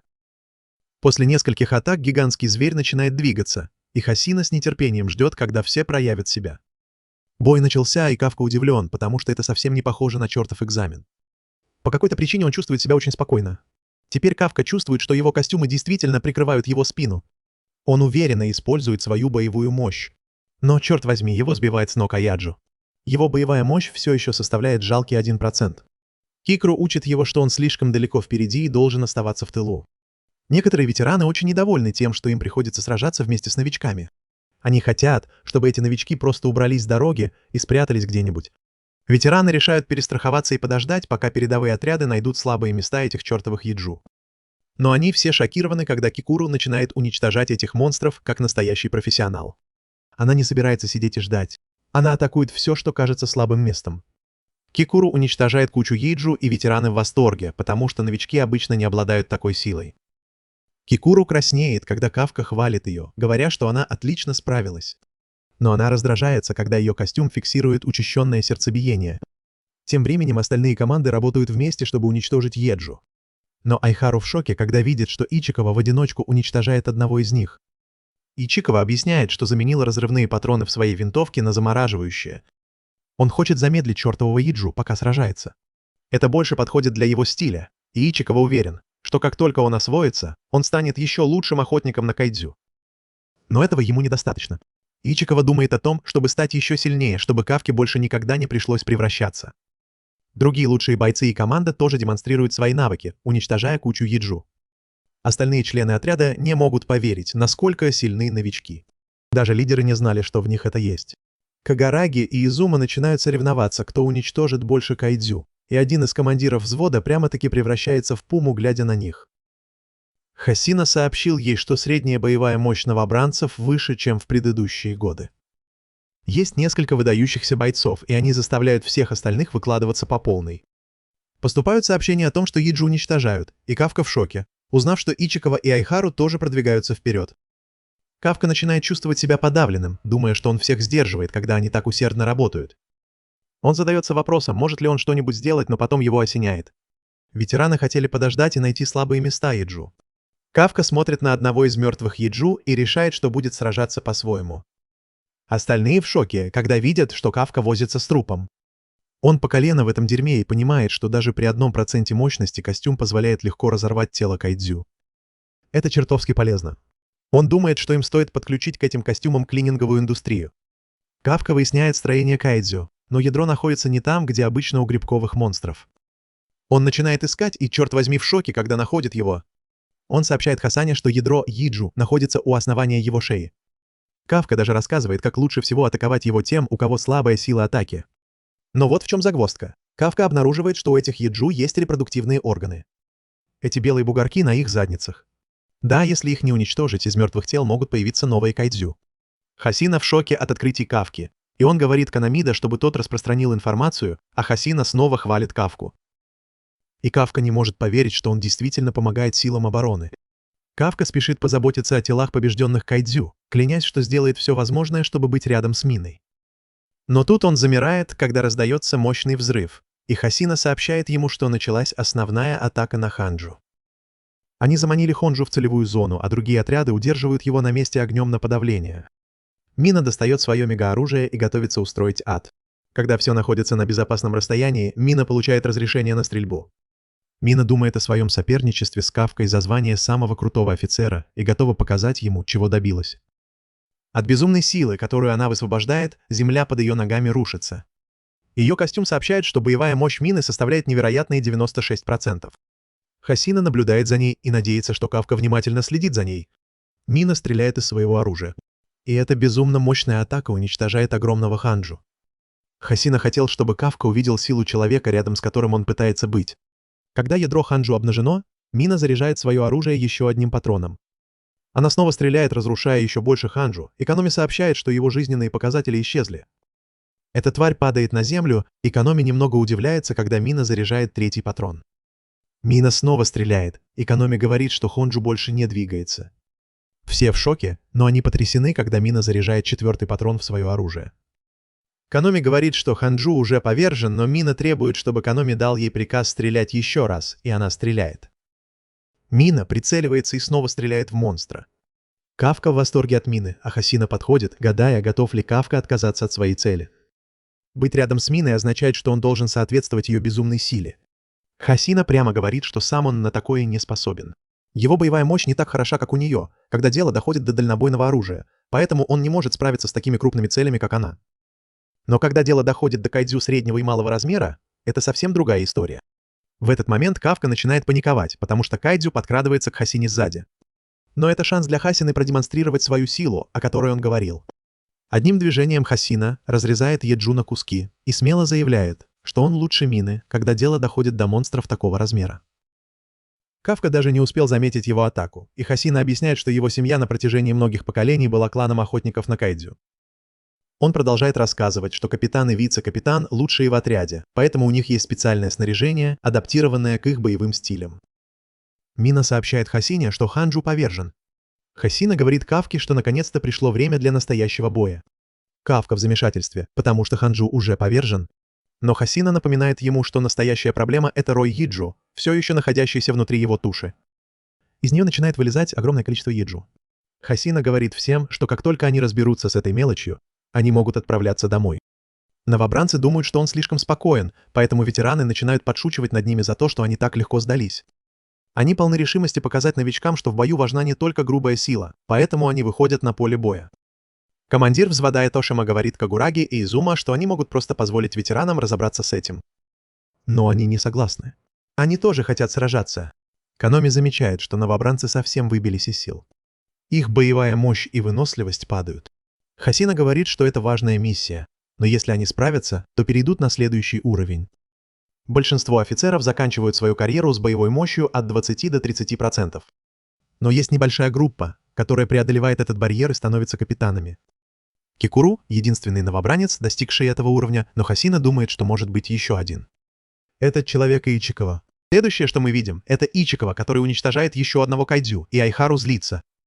Он много лет учился в одном из лучших технических колледжей, поэтому не может понять, почему не может угнаться за Ичикавой. В этот момент им сообщают, что поблизости замечены еще Яджу, и они оба отправляются на передовую. Ичикава шокирован, когда видит куртку компании по уничтожению монстров, и задается вопросом, почему один из уборщиков там.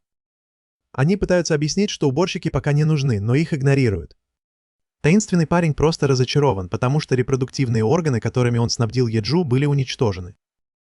Он задается вопросом, как они узнали, и предполагает, что кто-то в отряде знает все о кайдзю. Затем эти парни шокированы, когда парень поворачивается к ним с изуродованным лицом и спрашивает, знают ли они что-нибудь о том, что произошло. Парень встает и указывает пальцем прямо на Айхару, и это выглядит очень плохо. Ичикова кричит Айхару, чтобы тот убирался с дороги, но, черт возьми, он слишком медлителен. В итоге он получает пулю прямо в грудь. К счастью, ему удалось сохранить сердце целым. Но, черт возьми, кровотечение все еще сильно его беспокоит. Ичикова пытается успокоить его, чтобы он мог использовать свой костюм, чтобы остановить кровотечение. Теперь они оба понимают, что это тоже чертов кайдзю. И есть только один гуманоидный кайдзю, кроме Кафки. И это кайдзю номер 9. Они оба сразу узнают его. Это тот самый, который устроил хаос во время экзамена. И этот кайдзю уничтожил Кикуру, как будто это было пустяком. Так что им нужно быть очень осторожными. Номер 9 начинает говорить о том, как он разочарован своими испорченными имплантами. но он не собирается уходить с пустыми руками. Поэтому он решает, что хотя бы заберет живого офицера сил обороны. Ичикава и Айхару, они оба напуганы до чертиков, услышав это, но им все равно нужно сохранять спокойствие. Поэтому Ичикава пытается связаться с командиром взвода, чтобы сообщить ей, что происходит, и они могли бы вызвать подкрепление. Но передача не проходит, потому что у номера 9 было достаточно времени, когда он был человеком, чтобы понять, как работают радиосигналы. Поэтому он создает вокруг этого места зону, куда не могут проникнуть никакие сигналы. Таким образом, он может оставаться незамеченным для сил обороны, потому что они не смогут засечь его энергетическую сигнатуру. И в качестве бонуса он останавливает любые сигналы бедствия. Он указывает пальцем прямо на Ичикаву, на этот раз готовый атаковать его. И хотя Ичикава знает, что произойдет, он все равно не может полностью увернуться от пуль. Поэтому он оказывается обездвижен. Номер 9 немного растерян, потому что, хотя он и попал в Ичикаву, он не задел жизненно важные органы, в которые целился. Это заставляет его понять, что у Ичикавы должно быть есть какой-то способ предвидеть атаки. Когда Кафка и Ичикава встретились с Кекуру в закусочной, она хотела рассказать им о своей встрече с номером 9. На случай, если они когда-нибудь с ним столкнутся. Пули, которые он использует, могут сначала показаться чем-то вроде магии, но если вы внимательно посмотрите на его пальцы, то сможете понять, когда он собирается выстрелить. И как только Ичикава научится этому, он наконец-то сможет увернуться от пуль как профессионал. Айхару шокирован тем, что Ичикава смог увернуться от такой быстрой атаки. И пока Ичикава отвлекает его, он стреляет в номер 9, чтобы Айхару смог сбежать. Айхару не в восторге от того, что его защищает Ичикава. Но он знает, что в этом бою от него будет мало толку. Парня чуть не подстрелили снова. После того, как Ичикава спас его, он еще раз просит Айхару бежать. И на этот раз Айхару понимает, насколько все плохо, поэтому он слушается и начинает хромать прочь. Ичикава может быть чертовски храбрым, сражаясь с номером 9 в одиночку, но он знает, что у Кикуру не было шансов против этого монстра. Так что у него тоже нет шансов победить. Но даже несмотря на то, что шансы против него, Ичикава хочет быть офицером, который готов рискнуть своей жизнью, чтобы спасти своих друзей, как это сделала для него Кафка. Поэтому он бросается вперед, пытаясь выиграть время, чтобы Айхару смог выбраться живым.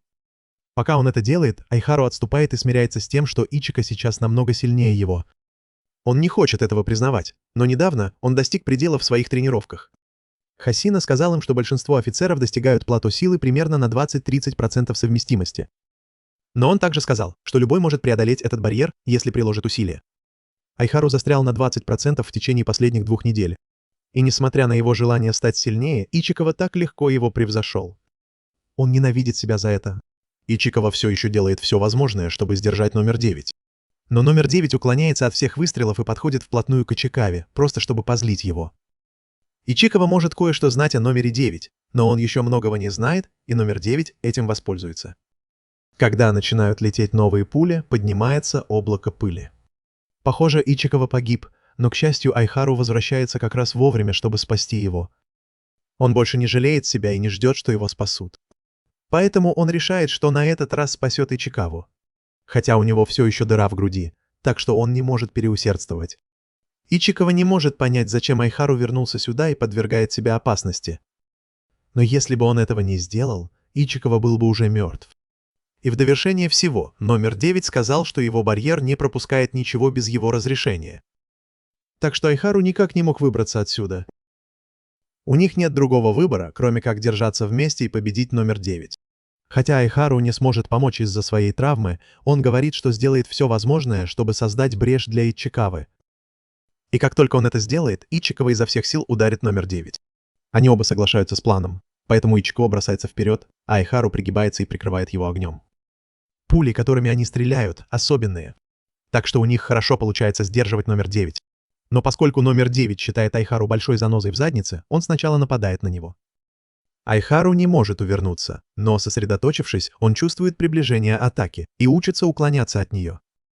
Пока номер 9 недоумевает, почему он промахнулся, Айхару удается попасть ему в ногу пулями, что дает Ичикаве шанс занять позицию и использовать всю мощь своего костюма. Ичикава выкладывается на полную, выпуская всю обойму в номер 9. Но когда пыль оседает, он с ужасом обнаруживает, что ни одна пуля не попала в цель. Номер 9 построил стену из трупов для защиты. И теперь, когда у Ичикавы закончились патроны, он ничего не может сделать, чтобы номер 9 не превратил его в решето своими пулями. Тем временем за барьером Хасина только что узнал, что они потеряли связь с Айхару и Ичикавой. И их жизненные показатели тоже не отображаются. Так что есть повод для беспокойства. Кафка услышал отчет. И учитывая странное поведение Кайдзю, они с Кикуру поняли, что Кайдзю номер 9 должно быть прячется где-то поблизости. После попадания всех пуль тела, Ичикава горит от боли, но он все еще борется изо всех сил, стараясь не потерять сознание и продолжать сражаться. Номер 9 был шокирован тем, что Ичикава все еще двигается после всех этих ранений, но поскольку ему нужен живой подопытный, он не собирается убивать его сразу. Он собирается попробовать другие способы победить Ичикаву, но Айхару этого не допустит. Он выпускает несколько пуль в номер 9, чтобы защитить своего друга. Но номер 9 уже видел этот пистолет раньше. Так что для него отразить пули – детская забава. И, расправившись с Айхару, он возвращается к Ичикаве. Ему интересно, сколько нужно пуль, чтобы остановить его. Айхару ненавидит видеть, как его друга ранят прямо у него на глазах, и как бы ему ни было неприятно это признавать, у Ичикавы больше таланта, чем у него. Поэтому, потянувшись за пистолетом, он клянется, что не даст ему умереть здесь. Проблема в том, что у него закончились патроны. Так что он мало что может сделать, чтобы спасти Ичикаву. Айхару теряет надежду, понимая, что умрет прямо здесь. Но все, чего он хочет, это чтобы Ичикава каким-то образом выжил. Номер 9 переключает внимание на Айхару, и поскольку он уже заставил Ичикаву остановиться, ему больше не нужен живой Айхару. Он направляет на него палец, чтобы прикончить. Но в последний момент из-за спины появляется Кафка и сносит номер 9 ударом в голову. Кафка опускается на колени рядом с Ичикавой и извиняется за опоздание. Но Ичикава винит себя за то, что был таким слабым. Он хотел справиться сам, чтобы Кафке не пришлось превращаться. Но все пошло не по плану. Айхару уже в панике, потому что с его точки зрения появился еще один крутой кайдзю. Но он ничего не может с этим поделать. Оказывается, номер 9 может остаться в живых даже после обезглавливания. Поэтому, когда он поднимает голову, Кафка опускает Ичикаву на землю, потому что знает, что сейчас будет жарко. Ичикава не хочет, чтобы у Кафки были проблемы, но Кафка говорит, что все в порядке. Ичикава просто должен сосредоточиться на том, чтобы перевязать раны, чтобы не истечь кровью. Пока он это делает, Кафка разберется с номером 9. Когда номер 9 снова надел голову на плечи, он даже не разозлился. Он спрашивает, почему Кафка напал на него из ниоткуда, когда они оба кайдзю. Но номер 9 понимает, что у Кафки серьезная сила, поэтому он хочет забрать его труп себе. Поэтому он стреляет в него. Это не наносит такого же урона, как и Ичикаве, поэтому номер 9 решает действовать по-другому, если хочет победить кайдзю уровня Кафки. Номер 9 выпускает несколько мощных пуль, готовых поразить Кафку. Но Кафка еще больше злится, потому что номер 9 все это время стрелял этими чертовыми пулями в мягкие человеческие тела Ичикавы и Айхару. Он может только представить, какую боль и страдания им пришлось пережить. Так что он заставит номер 9 заплатить за каждый чертов выстрел. Номер 9 начинает стрелять в Кафку, но Кафка просто стоит на месте и прямо перед тем, как его ранят, выпускает ударную волну, которая блокирует все пули. В мгновение ока он оказывается прямо перед номером 9 и начинает наносить ему удары, одновременно ломая ему зубы. Номер 9 пытается сопротивляться, но ничего не может сделать, чтобы остановить безжалостные атаки Кафки. Поэтому он решает отступить. Но Кафка не собирается так просто его отпускать. Он готовится нанести последний удар. Номер 9 понимает, что ему конец. И когда его отбрасывает на 4 квартала, он выглядит изуродованным, изувеченным и с обнаженным ядром. Кафка догоняет его, готовый разбить ядро и прикончить его навсегда. Но тут их замечают несколько солдат сил обороны и сообщают, что они столкнулись с гуманоидным кайдзю. Тем временем Кикуру пытается победить одного из кайдзю, потому что ее оружие недостаточно мощное. Поэтому она берет дело в свои руки и хватает знак, чтобы использовать его как оружие. И она просто разрезает этого чертового кайдзю пополам. Теперь, когда она с ним разобралась, она задается вопросом, куда делся Кафка. Когда они узнали, что Айхару и Ичикава пропали, Кафка решил пойти их искать. Но Кикуру спросила, как он собирается это сделать, если у него нет связи. Кафка объяснил, что пока на них нападают гуманоидные кайдзю, он сможет почувствовать, где они находятся. Затем он трансформировался и исчез. Но даже если он хотел спасти Ичикаву, трансформироваться посреди зоны боевых действий сил обороны – это очень рискованно. Распространяется слух о гуманоидном кайдзю, и Хасина получает сообщение. Он не теряет времени и спешит на помощь. Тем временем Кафка разбирается с офицерами, что дает номеру 9 шанс восстановиться и избежать неминуемой смерти. Номер 9 утверждает, что он разгадал, как работает тело Кафки, и думает, что в следующий раз он его прикончит. Но Кафка этого не допустит. Он не позволит, чтобы был следующий раз, поэтому готов преследовать номер 9. Но номер 9 начинает стрелять в офицеров сил обороны. Поэтому Кафке приходится переключиться и защищать их. Воспользовавшись возможностью, номер 9 делает сумасшедший ход и исчезает, чтобы сбежать, что, я думаю, он может сделать. И поскольку номер 9 сбежал, Кафка решает, что ему тоже пора уходить. Он наносит удар, чтобы отвлечь внимание. Бен прыгает высоко в небо, чтобы сбежать. Он расстроен, что не смог прикончить номер 9, но, по крайней мере, он спас Ичикаву и Айхару от гибели. Так что он доволен тем, что сделал. Но когда он думает, что все в порядке, к нему подкрадывается вице-капитан Хасина. Хасина считает, что Кафка виноват в том, что случилось с Ичикавой и Айхару, поэтому он в ярости и готов прикончить Кафку. Прежде чем Кафка успевает моргнуть, Хасина оказывается прямо перед ним и чуть не отрубает ему голову. Кафка вынужден отступить, уклоняясь от ударов Хасины. Кафка вспоминает, как Хасина говорил, что он мастерски расправляется с маленькими кайдзю. И черт возьми, он не врал. Кафка раньше видел Хасину только улыбающимся, но когда он серьезен, он совсем другой. Хасина выходит из переулка и просит разрешения использовать всю мощь своего костюма, сняв ограничитель, и увеличивает мощность до 92. Он полон решимости уничтожить кайдзю номер 8. Кафка не хочет причинять вред Хасине, потому что знает, что его кулаки смертоносны. Но пока он размышляет, Хасина мгновенно разрезает его. Давая понять, что он не выживет, если не будет серьезен, Хасина снова атакует. Но Кафке удается увернуться, отпрыгнув назад. Но не думайте, что он избежал гнева Хасины. Пока его преследуют, Кафка не успевает укрепить свое тело, чтобы противостоять всем ударам Хасины. Может, он и не такой сильный, как Кафка, но черт возьми, он намного быстрее. Кафка раньше думал, что Кикуру крутая, когда она сражалась на поле боя. Но сейчас Хасина даже не похож на человека, когда он начинает двигаться. Он снова наносит удар. И хотя Кафка избегает смертельного удара, он все равно глубоко ранит его. Кафка пытается понять, что за прием использовал Хасина, чтобы ранить его, потому что он не видел, как это произошло. Поэтому он находит место, чтобы встать и восстановить свое израненное тело. Это первый раз, когда ему приходится восстанавливать свое тело, и, черт возьми, это отнимает у него много сил. Так что он не может позволить себе снова получить такую рану. Хасина все еще преследует его, и он удивлен, что весь бой был таким. Он использует всю свою силу, но этот кайдзю продолжает его сдерживать. Это значит, что у этого кайдзю как минимум 8-я сила. Но это не единственное, что в нем странно. То, как этот кайдзю сражается, ненормально, но это не имеет значения, потому что все, что ему нужно сделать, это убедиться, что этот кайдзю не сможет отразить его следующую атаку. Он заряжает свои клинки, и когда они полностью заряжены, посылает энергетическую волну прямо в Кафку. Кафка знает, что это будет ужасно, поэтому пытается увернуться, но все равно получает ранение в ногу. И этого момента, когда он застрял из-за отсутствия ноги, Хасине достаточно, чтобы сократить расстояние и оказаться прямо под Кафкой, чтобы прикончить его. Он целится в сердце Кафки. Но черт возьми, он удивлен, когда видит, что у Кафки вырастают зубы, чтобы схватить его клинок и не дать ему пронзить сердце. Теперь он даже не может вытащить клинок. Поэтому Кафка пользуется шансом нанести ответный удар и заряжает один из своих мегаударов. Но поскольку он все еще не хочет убивать Хасину, он целится в нож и отправляет его в полет силой удара. И как только Хасина теряет его из виду из-за поднявшейся пыли, Кафка исчезает в ночи.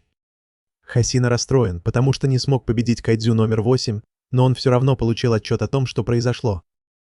Поэтому он берет рацию и рассказывает Мине о ситуации. Тем временем Кикуру глубоко задумалась о Кафке. Он мог спасти ее во время экзамена, но может ли она доверять ему, когда он кайдзю?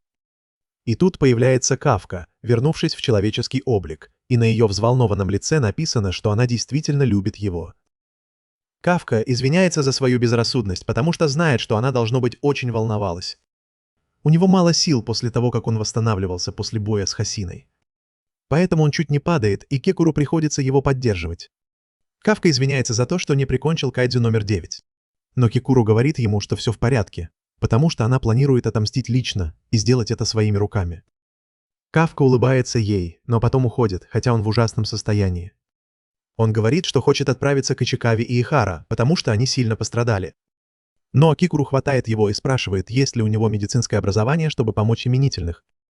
О них уже позаботились военные. Основами медицинскими технологиями Ичикава и Ихара скоро встанут на ноги. Кафке стоит беспокоиться о себе, потому что его не только заметили офицеры, но и он столкнулся лицом к лицу с вице-капитаном Хасиной. Если он не будет осторожен, то его поймают. Пока все добивают оставшихся врагов и готовятся идти домой, Хасина глубоко задумался о своей встрече с кайдзю номер 8.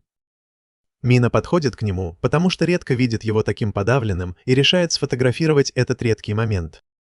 Затем она спрашивает Хасину, действительно ли номер 8 был таким сильным, и он подтверждает это, говоря, что это был один из сильнейших кайдзю. Если это правда, то номер 8 это какая-то сумасшедшая аномалия, потому что за последние 5 лет мы не видели такого сильного кайдзю. Нам чертовски повезло, что он пока не причинил никому вреда. Он не похож на того, кто просто так нападает на людей, и именно поэтому Хасина считает их бой таким странным. У него был шанс нанести удар, но он решил ударить ножом. И вся эта чертова драка больше походила на то, что Хасина дрался с обычным человеком, а не с кайдзю. Мина говорит Хасине сделать перерыв, потому что он, должно быть, чертовски устал после боя. Она справится сама, а что касается номера 8, то неважно, что это за кайдзю и как он себя вел. Их работа — нейтрализовать любого кайдзю, который попадется им на пути. В этот момент Хасина и Мина получают отчет от одного из командиров взвода. Они только что закончили разговор с Ичикавой и Ихара, и оказалось, что кайдзю, который их ранил, тот же самый, что был на экзамене. И вдобавок ко всему, когда они его нашли, он был в человеческом обличии. В то же время кайдзю номер 9 тоже вернулся в человеческий облик. Он идет по дороге, когда сзади подъезжает машина, и парень в машине просто пытается добраться домой с работы. Он хочет, чтобы этот парень, стоящий посреди дороги, убрался с его пути. 9 поднимает палец, как будто собирается выстрелить в этого надоедливого человека своими пулями пальцами. Но потом передумывает и проходит мимо него. Парень в машине начинает паниковать, и все становится еще хуже, потому что, когда он оборачивается, то видит, как 9 превращается в огромного монстра, и его съедают заживо. Через некоторое время 9 превращается в человека и уезжает на машине, слушая новости. И его следующая задача — найти способ убить Кафку. В больнице Ичикава наконец приходит в себя и видит Кафку и Кикуру, сидящих у его кровати. Они очень рады, что с Ичикавой все в порядке, и Ичикава благодарит Кафку за то, что тот спас ему жизнь. Но судя по взглядам Кафки и Кикуру, ему, наверное, не стоило этого говорить. Ичикава даже не заметил, что Ихара был в комнате. Теперь он задается вопросом, почему Кафка получает всю благодарность, когда именно кайдзю номер 8 спас их. Кикуру быстро соображает и говорит, что Ичикава благодарит Кафку за то, что тот заметил репродуктивные органы кайдзю, потому что это очень помогло в бою. И это звучит правдоподобно, поэтому Ихара верит. Хотя ему все еще интересно, почему кайдзю вообще спасает людей, ведь он уничтожил номер 9 в мгновение ока. Даже для кайдзю это чертовски круто. Но он не может понять, почему Кафка краснеет, услышав это. Когда Ичикова и Ихара наконец выписываются из больницы, они в шоке от того, что вся команда устроила им вечеринку-сюрприз. Вечеринка в честь первой успешной миссии. Они ждали, когда они вернутся, чтобы присоединиться к ним. И теперь, когда все собрались, Кафка кричит, чтобы начать вечеринку. Но он не ожидал того, что произошло дальше. Они достают лучшую говядину вадзю в мире. Потому что шеф-повар не подает ничего меньшего для такого человека, как Изума. Изума начинает жаловаться, потому что помнит, что просил шеф-повара не перебарщивать. Но шеф-повар уверяет его, что с него не возьмут дополнительную плату. Кафка удивляется, кто такой Изума, а Кикуру шокирован тем, что Кафка даже не погуглил его. Этот парень — наследник компании Izuma Technologies, крупнейшего производителя оружия против кайдзю в стране. Именно они создали костюмы, которые носят солдаты сил обороны. Так что он, наверное, сейчас самый богатый человек в Японии. Хасина выходит вперед и обращается ко всем на вечеринке, говоря, что он редко бывает в таком настроении, так что им лучше повеселиться по полной. Вечеринка начинается, и все идет отлично. Ичикава благодарит Хасину за то, что он устроил вечеринку. Но Хасина устроил вечеринку не просто так, он ждет чего-то еще, и вскоре начинается шоу, когда люди начинают спорить. Кикуру упрекает Ихара за то, что он слишком сосредоточен на том, чтобы покрасоваться перед Ичикавой, но Ихара не хочет это слышать. Потому что она только и делает, что хвастается во время сражений, и не только они. Куда бы Ичикава ни посмотрел, люди спорят из-за каждой мелочи, которая произошла во время миссии. Но не все так плохо. Они просто пытаются общаться и понять, как улучшить свою игру в следующий раз. Но это не значит, что не будет старых добрых споров. Тем временем в коридоре Изума болтает с шеф-поваром Дадзимой. Он говорит, как был счастлив, когда Изума позвонил ему. Он думал, что больше никогда его не увидит после того, что произошло в прошлый раз. Он спрашивает Изума о его отце, и их отношения не сильно изменились, потому что Изума все еще не разговаривает со своим отцом после какого-то инцидента. В этот момент появляется Кагураги, и видно, что он слышал каждое слово. Но он знает, что это личное, поэтому просто идет в ванную. Вернувшись в комнату, Хасина наконец успокаивает всех и делает неожиданное заявление. Он объявляет, что Кафка получил признание за помощь в последней миссии. Его информация о кайдзю спасла множество жизней, поэтому его официально повысили до полноправного члена сил обороны. Все радуются достижениям Кафки. А на следующий день Кафка официально вступает в должность с помощью Мины. Он рад, но хочет быть осторожным, чтобы не сболтнуть лишнего, как в прошлый раз. Поэтому он неловко извиняется. Но когда он уходит, Мина напоминает ему, что ему еще предстоит пройти долгий путь, прежде чем он сможет быть рядом с ней, показывая, что она все еще помнит их обещания. Кафка воодушевлен и говорит ей, что не подведет ее, но это считается лишним словом, поэтому она заставляет его сделать 50 отжиманий. У нее встреча по поводу появления кайдзю номер 8 и 9. Так что Кафке придется спросить Хасину о документах для его нового офицерского статуса. Она также сообщает ему, что Хасина замолвил за него словечко. Так что ему лучше оправдать ожидания этого человека. Уже поздно, а Кафка все еще занимается, как всегда. Но он знает, что должен закончить, пока Хасина не пришел и не начал ругать его за то, что он не спит.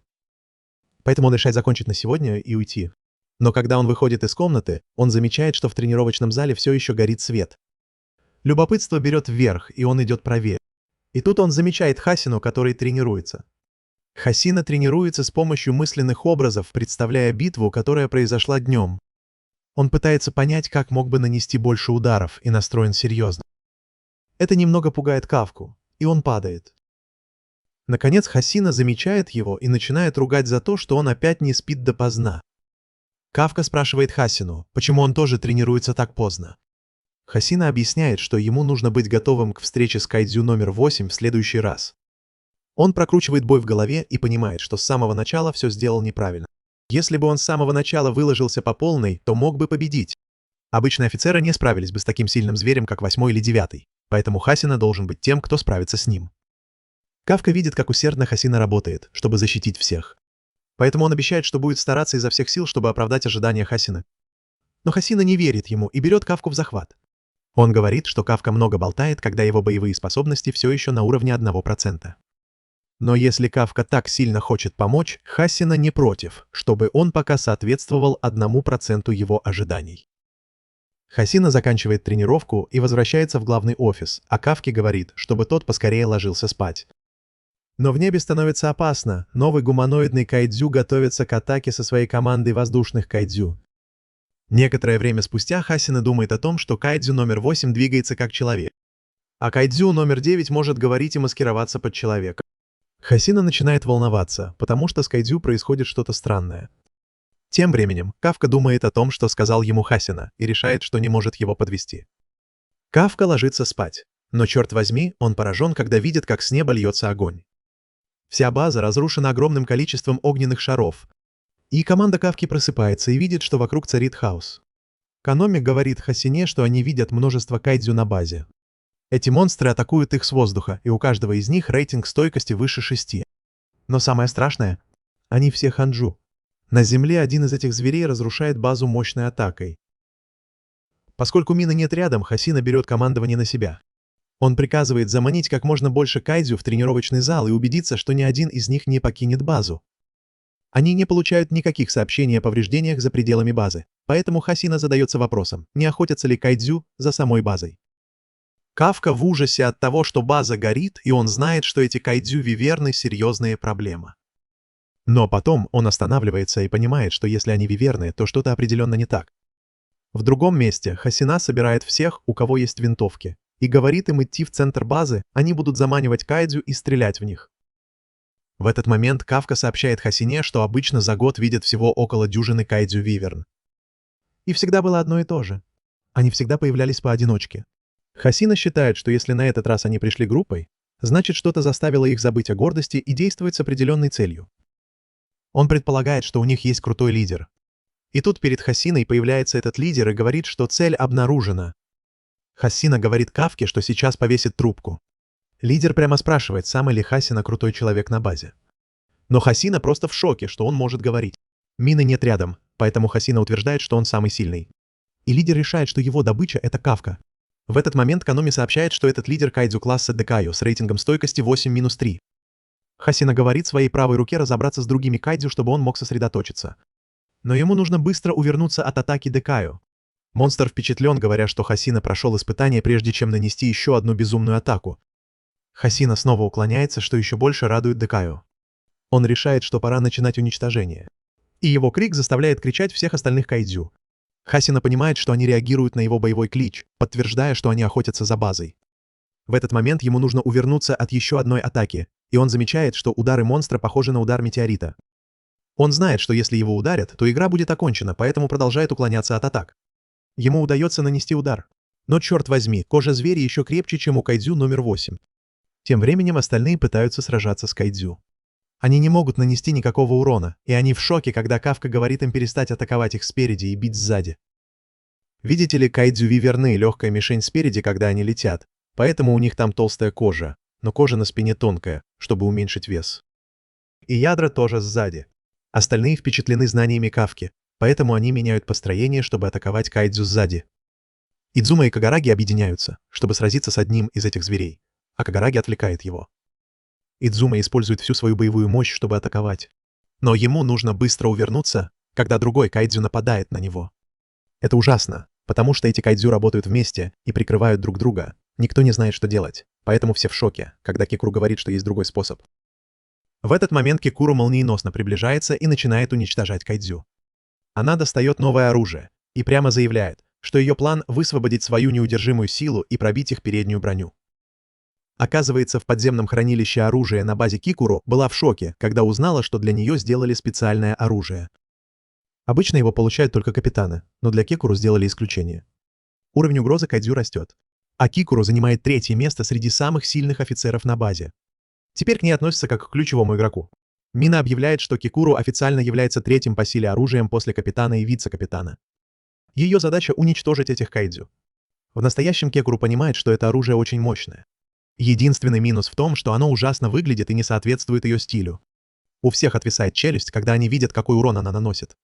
И она заявляет, что этому кайдзю пришел конец. Кикуру уклоняется от его атаки и показывает, что ее оружие сделано из униоргана, взятого у нейтрализованного Ханджу 2 года назад. Хасина сказал ей, что когда она нажимает на курок и активирует его, он выпускает ударные волны. Кикуру использует это, чтобы ускориться, и наносит свой первый удар, чтобы сокрушить кайдзю. Но тут появляется еще один кайдзю, и она поражает его еще одной ударной волной. На этот раз она наносит огромный урон, парни в восторге, и думают, что это оружие идеально ей подходит. Затем в небе появляется кайдзю. Но Кикуру в шоке, когда в него попадают замораживающие снаряды. Это Итикава, и Кикуру впечатлена тем, что он может так сражаться с такими сильными кайдзю. Итикава продолжает стрелять в кайдзю, и Кикуру добивает его. Кикуру позволяет Итикаве присоединиться к битве, но только если он сможет не отставать. Итикава отвечает: «Черт возьми, да, я справлюсь». Идзума и Кагараги тоже не собираются отставать, поэтому они решают атаковать врага сзади, пока Кикуру их отвлекает. Хасина рад, что Кикуру справляется, но у него большие проблемы с лидером. Скорость и сила этого существа зашкаливают. И что еще страшнее, Хасина видит, что кайдзю наслаждаются битвой. Кайдзю не должны испытывать такие эмоции. Хасина направляется к третьим воротам, но злится, когда зверь их разрушает. Затем зверь исчезает, оставляя Хасину в шоке. Этот странный монстр объясняет, что большинство кайдзю не могут сражаться так, как Хасина. Поэтому он с нетерпением ждет возможности поглотить его и стать еще сильнее. Лидер отбрасывает Хасину, но даже признает его силу, потому что ему удалось отрубить ему руку. Тогда Хасина извиняется перед Каноми, потому что решает пропустить обычную процедуру. Теперь, когда они на тренировочной площадке, ему не нужно беспокоиться о том, что он может навредить офицерам, поэтому он выкладывается на полную. Хасина использует 92% своей боевой мощи и заявляет, что пришло время нейтрализовать этого кайдзю. Где-то еще. Эта девушка попала в беду. Кафка рядом, но он не успеет, поэтому он трансформирует только ноги, чтобы спасти ее. Она в шоке от того, что ее спас Кафка, и думает, что он освоил свой костюм, но тут зверь готовится напасть на них. К счастью, Кикуру и Итикава приходят на помощь. Кикуру говорит им отвезти раненых в безопасное место. Затем Итикава обращается к Кафке и говорит ему не рисковать. Он напоминает Кафке, что теперь он полноценный офицер и должен верить в своих товарищей. Кафка понимает и с восхищением наблюдает, как они сражаются, объединившись против кайдзю, и не может не задаться вопросом, когда они научились так слаженно работать в команде. В этот момент Каноми сообщает, что прибыли другие отряды, чтобы помочь. Кафка в восторге, потому что это значит, что наконец-то прибыли старшие офицеры, которые были не на дежурстве. Взвод начинает разрабатывать план совместных действий, и ситуация становится более обнадеживающей. Они дают отпор даже без мины. Кафка идет помогать раненым и думает о том, какие они крутые, его третье подразделение. Рядом Хасина говорит лидеру, что они связались не с теми людьми, и он уверен, что они победят. Они снова начинают сражаться, и Кайдзю что-то понимает. Хасина пробивает крошечные щели в его экзоскелете. Но черт возьми, ему это больше не нравится. Теперь, когда стратегия Хасины раскрыта, Кайдзю легко закрывает эти щели. Но Хасина все равно умудряется разрезать зверя на куски. Лидер понимает, что Хасина просто отвлекал его, целясь в щели. Хасина разрывает лидера на части. Но потом он сам в шоке, когда монстр становится еще сильнее, это то, ради чего он живет, и он начинает восстанавливаться. Зверь рад сражаться с кем-то, кто не уступает ему в силе, но снова оказывается застигнутым врасплох, когда Хасина разрезает его настолько, что обнажает его ядро. Хасина использует еще одну технику с 6 мечами, и все радуются, думая, что битва окончена. Но подождите. Каноми замечает что-то странное, и Хасина кричит, что это еще не конец. Тем временем Кафка чувствует сильную боль неподалеку. Он удивляется, почему его способности к обнаружению срабатывают, хотя он не трансформировался. Кафка в ужасе, думает о худшем и беспокоится о Хасине. Каноми тоже в ужасе. А Хасина наблюдает, как Кайдзю начинает превращаться во что-то гораздо большее.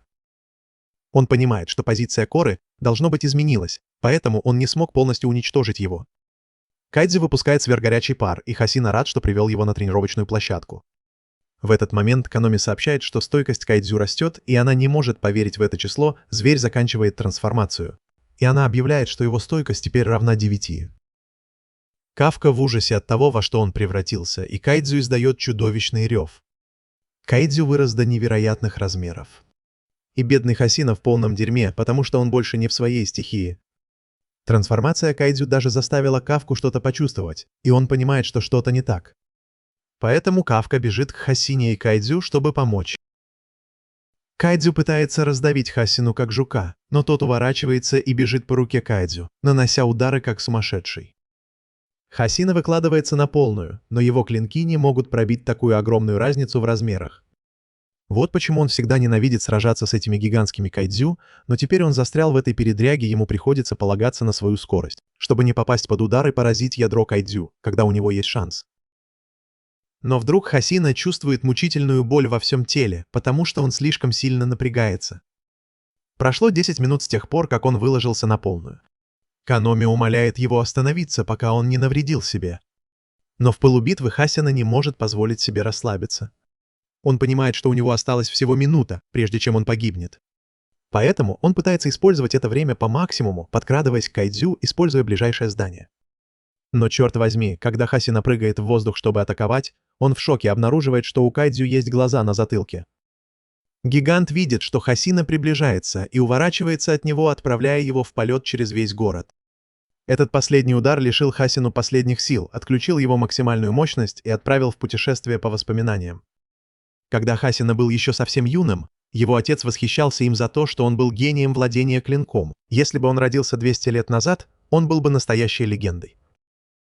Но времена изменились, и мечи больше не являются оружием выбора. Вернемся в настоящее. Каноми сходит с ума. Она кричит Хасине, чтобы он проверил, жив ли он, и он поднимает голову и говорит ей, чтобы она не волновалась, потому что он еще дышит. Его щиты на максимуме, едва удерживая его жалкую задницу в целости.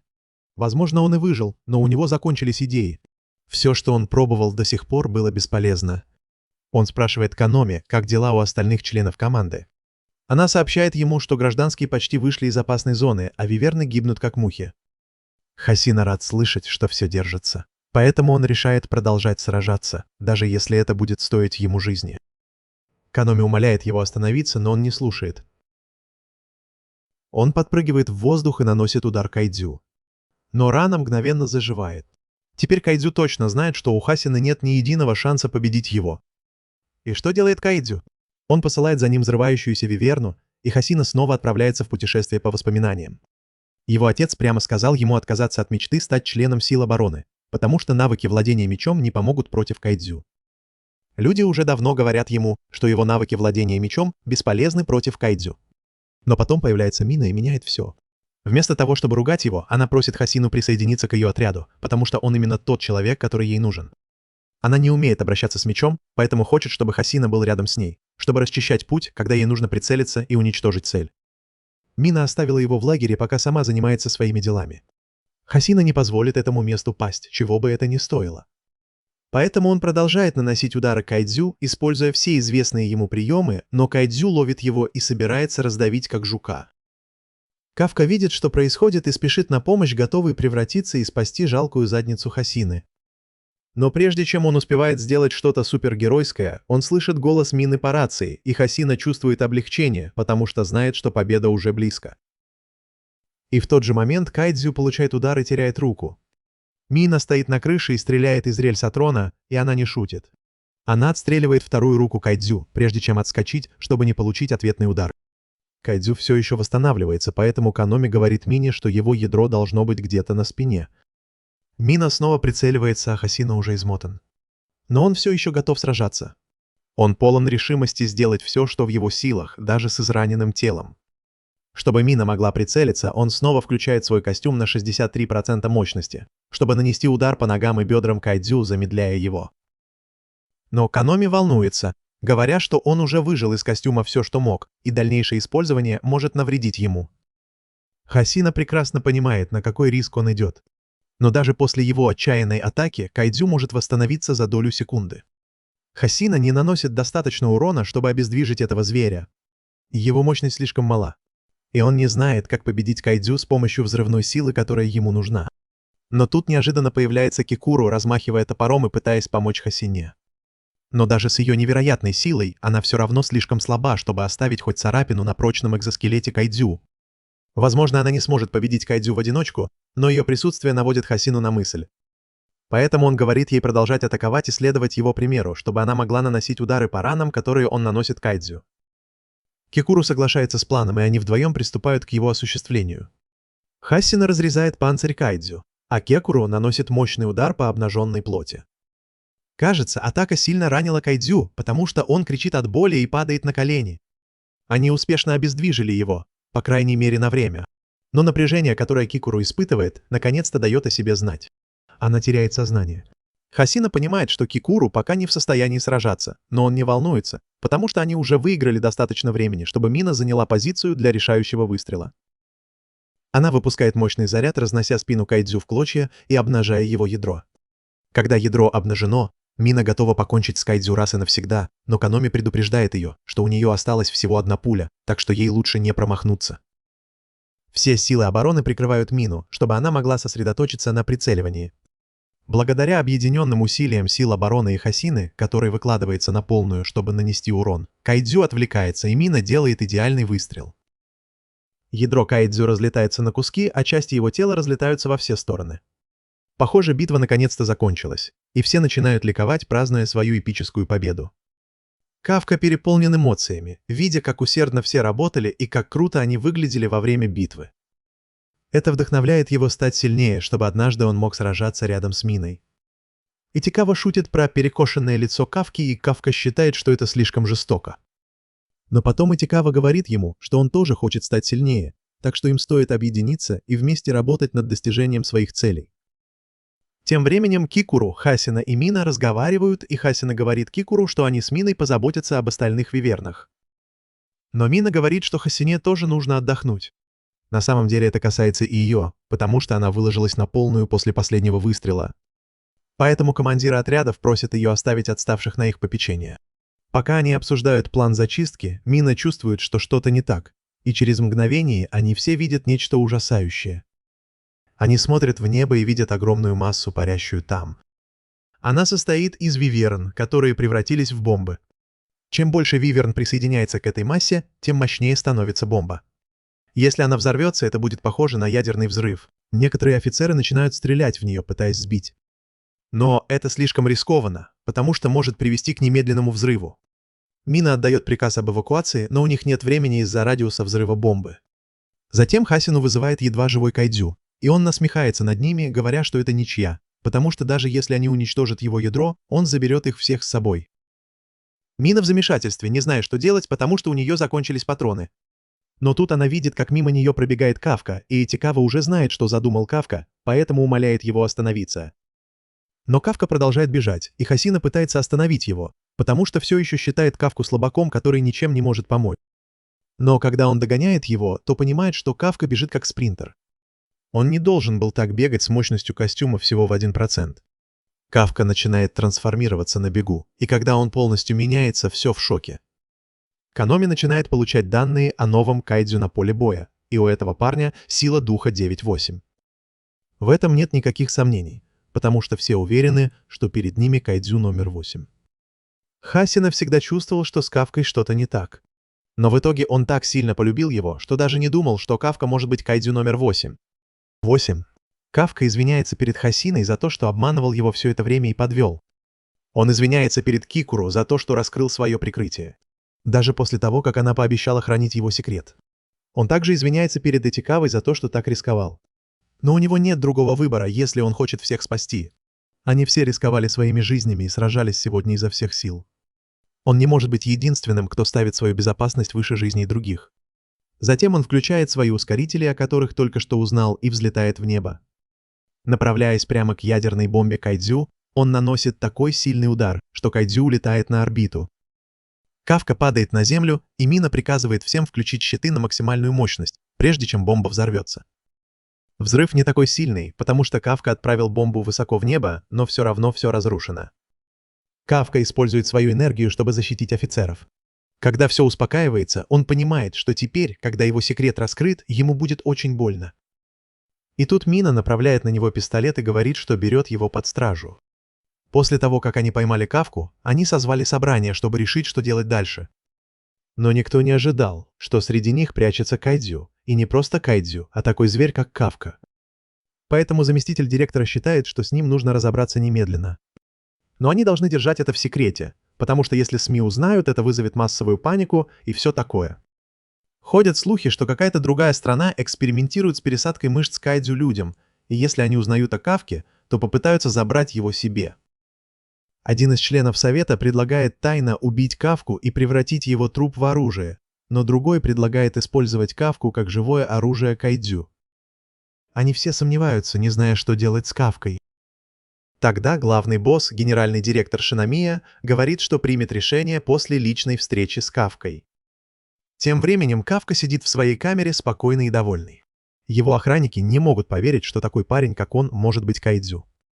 Прошел целый день с тех пор, как Кафку поймали, и он не знает, что с ним сделают. Он вспоминает, как Кикару говорил, что силы обороны превращают могущественных Кайдзю в безумное оружие под названием Номера. Учитывая силу Кафки, скорее всего, они превратят его в оружие, раз уж он у них в руках. Кафке очень обидно, что он так теряет свою жизнь. Особенно после того, как он снова сблизился с Миной, он знает, что она на него злится. И тут входит Мина, чтобы отвезти Кафку в штаб-квартиру. Но когда Кафка пытается что-то сказать, Хасина затыкает его. Когда его уводят, он понимает, почему они оба злятся на него за то, что он скрывал это. И когда они выходят на улицу, Кафка видит, что все члены третьего отряда выстроились в ряд в качестве охраны. Никто из них не говорит ему ни слова, и он даже не может заставить себя посмотреть на них, потому что чувствует, что предал их. Но перед тем, как его сажают в грузовик, Итикава говорит Кафке, что все еще верит в него. Черт, Кафка очень удивлен, потому что думал, что Итикава больше никогда с ним не заговорит. Но тут Мина включает свет и говорит, что в комнате нет камер, поэтому она может поговорить с ним напрямую. Она была в шоке, когда увидела, как Кафка превращается в Кайдзю. Но в глубине души она знает, что Кафка поступил бы именно так, чтобы спасти всех. Поэтому она все еще безоговорочно доверяет ему. Мина собирает доказательства и показания, чтобы помочь Кафке. Если они докажут, что он все еще человек, может быть, они его пощадят. И это не только ее личное мнение, потому что все в третьем отряде по-прежнему считают его другом. Но пока она должна следовать правилам. Поэтому она просит Кафку сесть, пока она рассказывает, куда его везут. В середине ее рассказа Кафка перебивает ее и спрашивает, может ли он по-прежнему быть рядом с ней. Мина улыбается и говорит, что всегда будет его ждать. Грузовики едут в штаб-квартиру, и когда они уезжают, Хасина говорит третьему отряду отдать честь Кафке. Но поскольку заместитель директора наблюдает и не одобряет Кафку, он делает вид, что это приветствие Мине. В штаб-квартире сил обороны Кафку запирают в каком-то охраняемом помещении и оставляют там. Проходит несколько дней, и в третьем отряде все чувствуют себя паршиво из-за того, что потеряли Кафку. Ихара все еще не может поверить, что Кафка Кайдзю номер 8, а Итакава, похоже, очень тяжело переживает ситуацию с Кафкой. Одна девушка из команды рассказывает, как Кафка спас ей жизнь в бою, и как круто он находил слабые места Кайдзю. К тому же с ним весело, и они все хотят, чтобы он вернулся живым. Тогда Кагараги говорит, что это не их дело. Если бы стало известно, что человек превратился в кайдзю, это напугало бы весь мир. Никто бы не знал, кайдзю ли человек рядом с ним или нет. Тем временем Мина вызывает Каноми в свой кабинет, чтобы попросить об услуге. Она хочет, чтобы Каноми собрала все кадры, на которых Кафка крутой боец сил обороны, и ей нужно сделать это быстро, пока Кафку не казнили, или что-то в этом роде. Хасина наблюдает за восстановлением базы. И когда его спрашивают, что он думает о ситуации с Кафкой, он просто говорит, что хочет, чтобы Кафка поскорее вернулся, чтобы они могли провести матч-реванш. Он знает, что не воспринимал тот бой всерьез, когда Хасина поймал его как кайдзю номер 8, поэтому он хочет, чтобы они могли провести честный бой, когда Кафка вернется.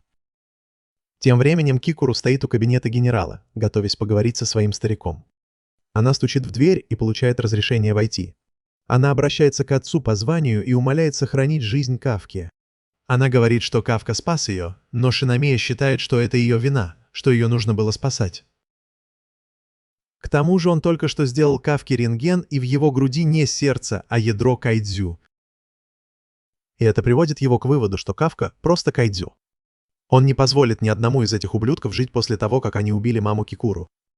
Затем он говорит Кикуру, чтобы она убиралась из его кабинета, потому что, что бы она ни говорила, он не передумает. Но прежде чем уйти, она говорит ему, что все еще верит в Кафку. Тем временем Кафка сидит в своей камере, когда к нему приходят ученые, чтобы провести физические тесты. Но даже когда Кафка пытается заговорить с ними, они его игнорируют. Ему остается только думать о своей команде в третьем отряде и о том, как ему вернуться к ним. В третьем отряде все шокированы, когда узнают, что их переводят в другие отряды. Мина объясняет, что это временно. Их нынешняя база разрушена на 75%, так что она больше не подходит для операций. И с появлением новых кайдзю, включая номер 9 Ида Кайдзю, которого теперь называют номером 10, штаб-квартира беспокоится, что эти кайдзю могут что-то замышлять. И они должны быть готовы. Поэтому они возьмут самых талантливых новичков и распределят их по разным отрядам. И Джера не верит в это и думает, что штаб-квартира пытается разделить всех офицеров, которые знали Кафку. Но Мина уверяет его, что это было запланировано уже несколько месяцев и не имеет никакого отношения к Кафке. Но даже после этого остальные не в восторге от того, что покидают третий отряд. Но, подумав, Итикава решает согласиться. Позже, в тот же день, Изума поднимается на крышу, думая о том, чтобы попросить своего отца помочь с Кафкой. Но тут появляется Кагараги, разговаривающий по телефону со своим старым приятелем. Когда он заканчивает разговор, он понимает, что Изума его обидел. Поэтому он садится и говорит, что разговаривал со своим бывшим командиром, пытаясь узнать, может ли он чем-нибудь помочь Кафке. Изума застигнут врасплох, потому что Кагараги не из тех, кто просит о таких услугах. Но он готов сделать все, что угодно, чтобы Кафка не оказался в могиле. И Изума согласен с этим. Что касается Кафки, он твердо намерен доказать, что он все еще человек, чтобы он мог выбраться отсюда живым и вернуться к своей команде. Но тут двери хранилища распахиваются, и появляется сам Шинамия. Кикуру наблюдает за происходящим из комнаты наблюдения и удивляется, когда слышит, как ее отец просит снять с Кафки наручники. Операторы не в восторге от этого. Но если Кафка действительно так силен, как говорят, он может выбраться сам. Он просто сидит там, потому что хочет. Кафка освобождается, надеясь, что Шинамия его выслушает. Но тут генерал Шинамия достает пистолет и начинает стрелять в него. Кафка блокирует пули. Но потом Шинамия подходит ближе и вырывает кусок из живота Кафки. Он ясно дает понять, что не доверяет Кафке и не считает его человеком. Поэтому он приказывает принести оружие. Он готов сделать то, ради чего пришел сюда. Уничтожить кайдзю номер 8. Замки на оружии Шинамии открываются. И Кафка понятия не имеет, что это за перчатки. Но он знает, что они не будут к нему добры, когда Шинамия надевает их. Они синхронизируются с его костюмом. Он говорит Кафке, что если тот хочет доказать, что он человек, то лучше умереть, выглядя как человек. Кафка знает, что должен сражаться. Но он планирует сохранять спокойствие, не полностью трансформироваться, чтобы доказать, что он человек. Но в мгновение ока он чувствует леденящее душу давление и вынужден уклоняться, подпрыгивая в воздух. Но в процессе он теряет руку из-за Шиноми. И Шинами еще не закончил. Он снова нацеливается на Кафку и сбивает его с ног. В комнате наблюдения другие генералы хвалят Шинамию, говоря, что он все еще очень силен для своего возраста, но никто не удивлен, потому что Шинамия был самым сильным солдатом в армии обороны. После того, как Кафка падает, мы видим, что ему пришлось трансформировать большую часть своего тела, чтобы пережить удар оружия Шиномии. Но у него нет времени на отдых, потому что Шинамия снова нападает на него. Поэтому Кафка убегает со скоростью молнии. Его план состоит в том, чтобы бежать, уклоняясь от атак Шинамии, надеясь, что его костюм в конце концов перегреется. Но Шинамия в конце концов догоняет его и одним мощным ударом отрывает Кафке руку. Кафка восстанавливает руку, но Шинамия продолжает атаковать. Он снова приближается к нему и еще одним ударом отбрасывает его к стене. Кафка на секунду теряет сознание, но приходит в себя как раз вовремя, чтобы увернуться от следующей атаки Шиномии. Он удивляется, почему его кайдзю чувство сходит с ума. Это то же самое чувство, которое он испытывал, когда сражался с девятым. Поэтому он понимает, что Шиномия должно быть использует оружие, сделанное из мощного кайдзю. Оружие, которым пользуется Шиномия, сделано из останков кайдзю номер 2, зверя, который чуть не разрушил Саппоро в 1972 году. У него была невероятная разрушительная сила, и он не сдавался, пока не погиб. Так что с оружием, сделанным из такого монстра, и Шиномией, единственным, кто может им пользоваться, он просто неуязвим. Кафка не хочет получить еще один сокрушительный удар. Поэтому он снова пытается увернуться, но не может пошевелиться, потому что Шиномия уже сломал ему обе ноги, прежде чем он это понял. Теперь у Шиномии есть возможность нанести еще один удар, который должен стать для Кафки последним. Но когда пыль оседает, мы видим, что Кафка успевает заблокировать удар, полностью трансформировавшись. Но Кикуру чувствует, что с ним что-то не так, и, похоже, она права, потому что Кафка издает леденящий душу крик, от которого содрогается все хранилище. В голове Кафки он полностью парализован, теряет контроль над своим телом, и инстинкты кайдзю берут вверх.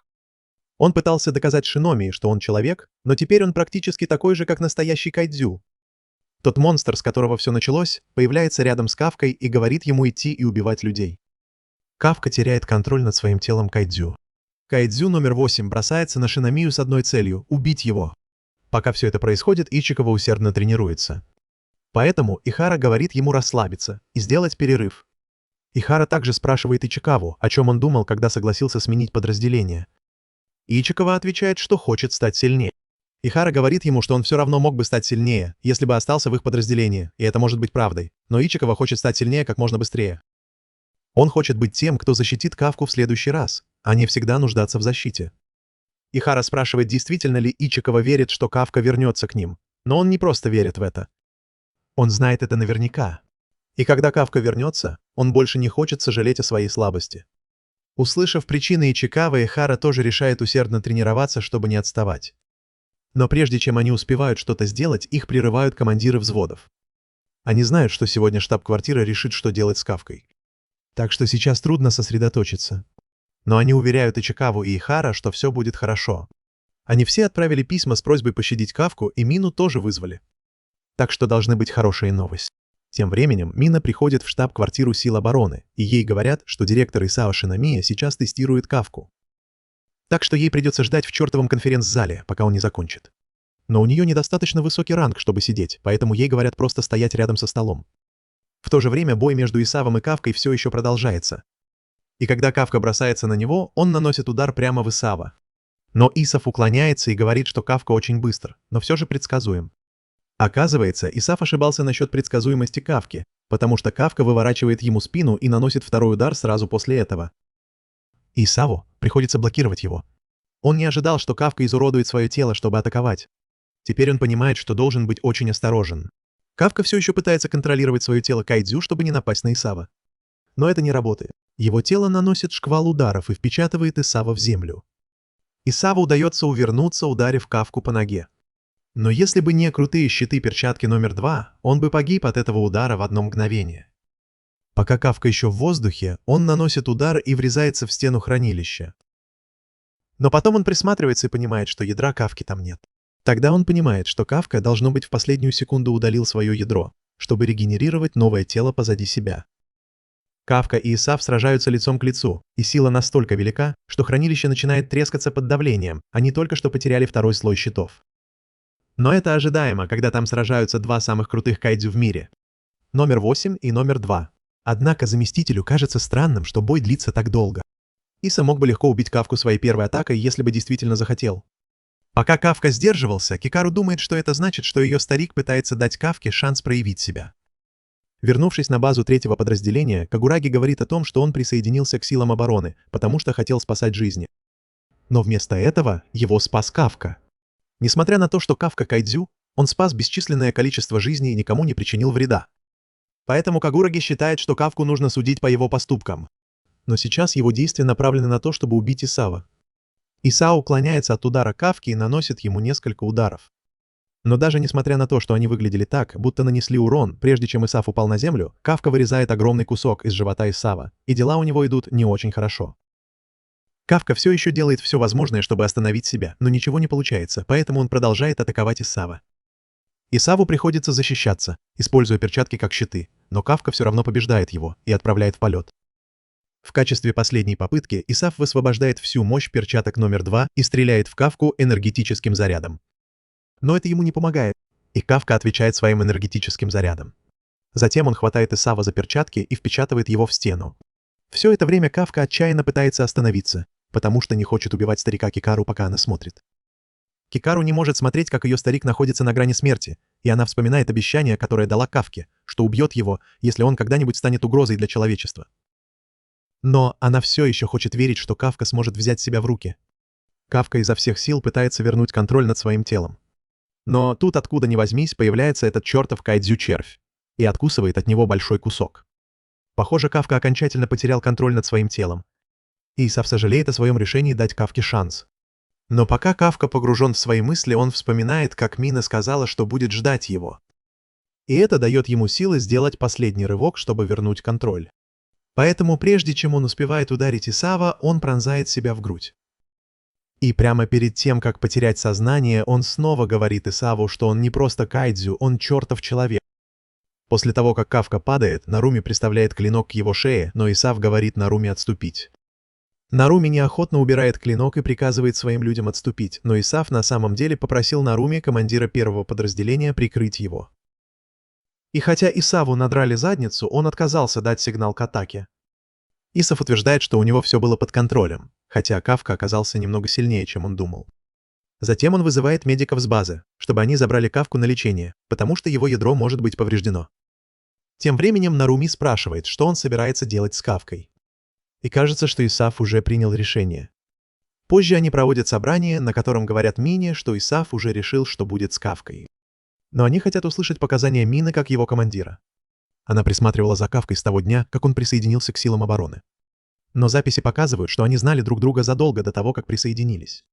Мина подтверждает, что это правда, но добавляет, что никогда не относилась к нему по-особенному. Совет знает, что это правда, потому что Мина даже решила провалить Кафку на экзамене, и именно Хасина хотел, чтобы его приняли. И прежде чем они начнут, они ясно дают понять Мине, что решение уже принято, поэтому ее показания не изменят судьбу Кафки. Они просто просят ее дать показания для оформления документов. Они не хотят, чтобы она чувствовала себя ответственной за любой исход. Мина понимает это и начинает рассказывать о Кафке.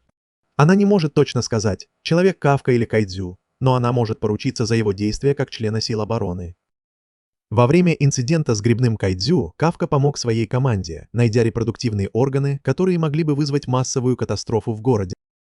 И самое главное, он спас всех в третьем подразделении и окрестностях от уничтожения бомбой кайдзю. Членов Совета, похоже, не волнуют жизни, которые спас Кафка. Вместо этого они говорят, что он справился только благодаря своим способностям кайдзю. Мина не отрицает этого, потому что, когда он только присоединился, его боевая мощь была на нуле, поэтому его приняли только в качестве запасного. И он провалил этот чертов экзамен 12 раз до этого, так что по возрасту он самый старший в ее команде.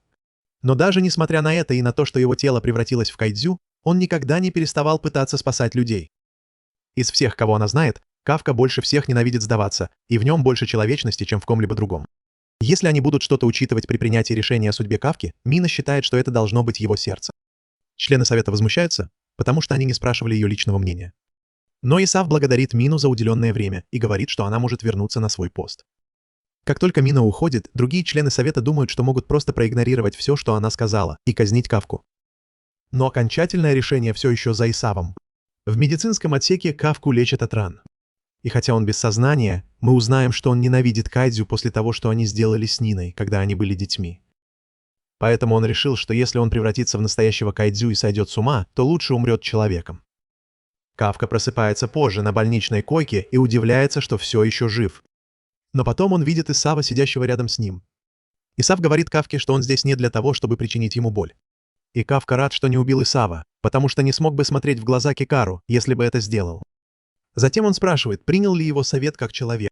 Но Исав говорит ему, что если бы Кафка действительно был человеком, то удар ножом в грудь был бы смертельным, но он выжил.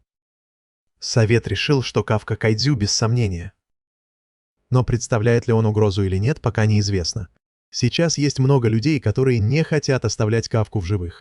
Когда Исав сказал не превращать Кафку в оборудование кайдзю, а оставить его в живых и сражаться за них, все в комнате начали возмущаться. Они говорят, что слишком рискованно позволять кайдзю сражаться на их стороне. Но после того, как Исав увидел, что Кафка готов покончить с собой, а не стать полноценным кайдзю, он решил, что они могут доверять ему и что он будет держать себя в руках. Известно, что Кафка уже несколько месяцев без проблем выполняет задания с третьим подразделением. И даже не ясно, будет ли оружие, сделанное из его тела, эффективным. Так что оставить его в живых – самый логичный выбор в борьбе с недавним всплеском мощных кайдзю. Остальные продолжают спорить, что такого прецедента еще не было. Но Исаву плевать, если это считается военным преступлением, лишь бы страна была в безопасности. Он напоминает им о трагедии с Кайдзю-6. В той битве погибло более 200 офицеров и 3 лидеров, включая его жену. Если что-то подобное случится снова с целой кучей кайдзю, страна может легко развалиться. Но если они воспользуются невероятной силой Кафки, у них может появиться шанс. Даже несмотря на все аргументы Исава, остальные члены Совета все еще категорически против этого решения. Так что хотя Кафке теперь разрешено дышать, он должен доказать свою ценность, если хочет выжить. Даже если силы обороны видят в Кафке только оружие, он все равно считает себя офицером сил обороны. Он клянется, что в конце концов заставит Исава признать его таковым. Тем временем, когда Мина выходит из здания, она получает сообщение, что Кафку больше не казнят, и она чертовски этому рада. Кикару получает сообщение от Мины с хорошими новостями, и она на 7-м небе от счастья. Но она также знает, что не может слишком радоваться этому, потому что ей нужно стать сильнее, иначе она не сможет сдержать свое обещание Кафке и остановить его, если он снова потеряет контроль. И Тикава и остальные тоже узнают об этом. Ихара прыгает от радости, когда слышит это. И Тикава остается довольно спокойным, потому что он уже знал, что Кафка найдет способ вернуться к ним. Поэтому он будет еще усерднее тренироваться, чтобы стать сильнее к тому времени, когда Кафка вернется. Каноми и Хасина тоже слышат эту новость, но хотя Хасина рад за Кафку, он знает, что настоящие испытания только начинаются. Как только другие организации узнают, что в их команде есть кайдзю, они поднимут шум. Пока это секрет, но рано или поздно люди узнают. Поэтому Кафке нужно доказать свою ценность до того, как это произойдет, чтобы никто не жаловался на его присутствие. Это будет очень тяжелая работа, но Кафка готов сделать все, что потребуется. Тем временем, кайдзю номер 9 захватывает мировые шахматные рейтинги, чтобы проверить, насколько умны люди, и он не впечатлен. На индивидуальном уровне люди не так уж и умны. Но их сила в том, что они делятся информацией друг с другом. Так что ему просто нужно это учитывать. Он связывается с одним из своих клонов и спрашивает, как продвигается работа. Клон говорит ему, что они изучили базу, так что они готовы перейти к следующему этапу своего плана. И этот план состоит в том, чтобы вернуть силу кайдзю, которая оказалась в руках людей. Тем временем Кафка отчетливо помнит случай из детства, когда ему было 6,5 лет. Кайдзю Фортитут внезапно напал на их город. Заставив его и Мину бежать оттуда, все были напуганы до смерти. Местные жители были в ужасе от непрекращающегося хаоса. Когда соседнее здание рушится, на землю падают куски бетона, Мина пытается убежать, но падает на тротуар. Кафка тут же изображает фальшивую улыбку, отчаянно пытаясь убедить ее, что все будет хорошо. В этот момент в город быстро въезжают тяжело вооруженные грузовики сил обороны. Кафка кричит во все горло, чтобы они поторопились и уничтожили этого чертового кайдзю. Но еще один мощный удар сотрясает здание, заставляя его пригнуться в поисках укрытия. Когда он открывает глаза, Мины нигде нет. Кафка отчаянно зовет ее, но ее нигде нет. Сразу после этого несколько вооруженных солдат выстраиваются в ряд, готовые кого-то пристрелить. Но затем перспектива резко меняется, и мы видим, как Мина уверенно стоит на крыше здания, держа в руках свою специальную винтовку, к удивлению и замешательству Кафки. Мина целится в него, ясно опознав в нем кайдзю номер 8. Кафка в ужасе наблюдает, как Мина хладнокровно отдает приказ открыть огонь. Пули летят со всех сторон, но несмотря на непрекращающийся обстрел, им удается только оттолкнуть его, не причинив реального вреда. В ответ Кафка внезапно теряет контроль и выпускает из пасти разрушительный энергетический луч, который уничтожает вертолет в воздухе. Все, кто это видит, поражены его огромной силой и ужасающей стойкостью, когда он продолжает выпускать разрушительные взрывы, уничтожающие все вокруг. Но затем Кафка просыпается в постели в холодном поту. Понимая, что все это был просто кошмар, он испытывает огромное облегчение, что это не было реальностью. Он глубоко вздыхает и тут же скатывается с кровати, как идиот. Тем временем в 3-м подразделении сил обороны Японии на базе Такикава Мина молча осматривает последствия недавних разрушений. Хасина прерывает ее мысли, говоря, что даже спустя 5 дней начальство так и не решило, что делать с Кафкой, который все еще находится под стражей. Хасина осматривает разрушенные здания вокруг. Понимая, что на уборку этого беспорядка уйдет много времени, Мина тихо соглашается. Он ненадолго задумывается о том, как Кафка спас всех. Даже если побочный ущерб от его эпической битвы создал огромную проблему, меняя тему разговора. Мина небрежно спрашивает, когда новички встретятся со своими новыми отрядами, и Хасина подтверждает это и говорит, что они скоро прибудут. В это же время Ичикова и Ихара едут навстречу со своим новым подразделением. Ихара замечает, что Ичикова смотрит вниз, погруженный в свои мысли. Поэтому он резко останавливает машину, притворяясь, что ему не терпится сделать несколько снимков замка Мацумото. Он с энтузиазмом просит Ичикаву сделать для него несколько фотографий. Но Ичикава вслух задается вопросом, есть ли у них время на осмотр достопримечательностей. Ихара уверяет его, что времени предостаточно. Чуть позже они сидят на скамейке, и Ихара мягко говорит Ичикаве, чтобы тот перестал так напрягаться, ведь это их первый день с новыми отрядами. Но Ичикава отмахивается, утверждая, что с ним все в порядке. Ихара все еще не может поверить, что он осматривает знаменитый замок во время официальной миссии сил обороны. Проверяя свой телефон, Ихара замечает профиль Кафки, сообщение, которое он отправил, все еще не прочитано. Он тихо размышляет о том, что ждет Кафку в будущем. Зная, что такой человек, как он, не может просто так вернуться к обычной службе в силах обороны. Внезапно Ичикава смеется. Застав Ихара врасплох, он объясняет, что вспомнил реакцию Кафки сразу после его первого превращения в кайдзю. Увидев замешательство Ихара, Ичикава уточняет, что первыми словами Кафки после превращения были «Что со мной теперь будет?». Затем он сразу же спросил, может ли он по-прежнему служить в силах обороны, выглядя как настоящий монстр. Ихара смеется, говоря, что это выбило бы его из колеи как минимум на год. Но Исикава, понимающе улыбается, говоря, что Кафка устроен по-другому. Он будет приходить в себя, как бы тяжело ему ни было, и Ихара искренне соглашается. Вскоре они продолжают путь и прибывают в 4-е подразделение сил обороны, и Ичикава тихо клянется себе, что станет достаточно сильным, чтобы больше никогда не быть обузой для Кафки. В это же время в 1-м подразделении сил обороны Кикару просматривает групповой чат. Слегка улыбаясь, когда ее бывшие товарищи по отряду с энтузиазмом делятся новостями о встрече со своими новыми подразделениями. Она вспоминает недавнюю напряженную битву между Кайдзю номер 8 и ее отцом, еще раз напоминая себе, что у нее нет другого выбора, кроме как стать сильнее. Ее размышление прерывает прибытие Айджи Хискавы, заместителя капитана 1-го подразделения, который вежливо извиняется за то, что заставил ее ждать, и предлагает сразу же отвезти ее к их капитану. По дороге он замечает, что капитан Мина из 3-го подразделения, вероятно, уже все объяснила. Но все равно повторяет, что Кикуру будет временно служить в 1-м подразделении, пока база Такикава восстанавливается. Кикуру соглашается с его словами, думая про себя, что 1-е подразделение считается самым сильным отрядом во всей Японии. Даже в Америке их репутация была легендарной. Так что для нее нет лучшего места, чтобы тренироваться и стать по-настоящему сильной. Вскоре они подходят к кабинету капитана, и Кикуру с нетерпением ждет встречи с сильнейшим воином Японии, который, как она надеется, научит ее чему-нибудь. Но когда Хескава открывает дверь и представляет капитана Джена Нурми, они видят, что он полностью поглощен игрой в Call of Duty и громко радуется, что наконец-то получил платиновый ранг. Стыд Хискавы очевиден. Кикару с трудом верит, что это ее первое впечатление о легендарном капитане. Затем Хескава просит ее подождать снаружи. Зайдя в комнату один, он тут же выгоняет Наруми с кровати, ругая его за то, что тот специально сказал ему, что новичок прибудет в 2 часа дня и что он должен был убрать за собой. Нурми лениво признает, что знал о визите, но утверждает, что это его выбор, признавать это или нет.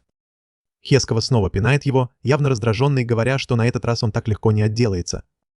Он считает, что Нарми просто слишком ленив, чтобы убираться, но Нарми упрямо возражает, что Хискова не имеет права указывать, как ему содержать свою комнату. Хескова прямо напоминает ему, что комната на самом деле не его. Она принадлежит силам обороны. Раздраженный Наруми саркастически предлагает, что если чистота так важна для Хискавы, может, ему самому стоит этим заняться. Хескава тут же соглашается, приказывая своим людям заняться уборкой. Но Нарми быстро меняет тон. Жалуясь, что он ненавидит, когда люди трогают его вещи, и настаивает, что сам все уберет. Затем Хискова поднимает Нарми, и только тогда Нарми замечает стоящую там Кикуру. Хескава официально представляет их, но Кикуру уже не испытывает никакого уважения к своему новому капитану. Все ее ожидания были быстро разрушены этим нелепым первым впечатлением. Затем Нарми небрежно предполагает, что она должна быть дочь директора, говоря, что все о ней говорят. Кикуру вежливо кивает, но явно пытается скрыть свое раздражение, напоминая себе, что несмотря ни на что, он все еще ее начальник. Она выпрямляется, отдает честь и официально представляется. Но Нарми отмахивается от формальностей, говоря, что как ее капитану ему все равно. Он утверждает, что на самом деле ему нужно от нее только одно. Но как только он собирается объяснить, раздается сигнал тревоги. Нарми ухмыляется и говорит ей, что если она действительно хочет знать, что это за одно, то она узнает это, наблюдая за ним в бою. В конце концов, у нее будет самый лучший вид из всех возможных. 15 минутами ранее в океане был замечен кайдзю, и очевидцы тут же сообщили об этом властям. Через несколько минут в воздух поднялся вертолет, чтобы следить за передвижениями зверя.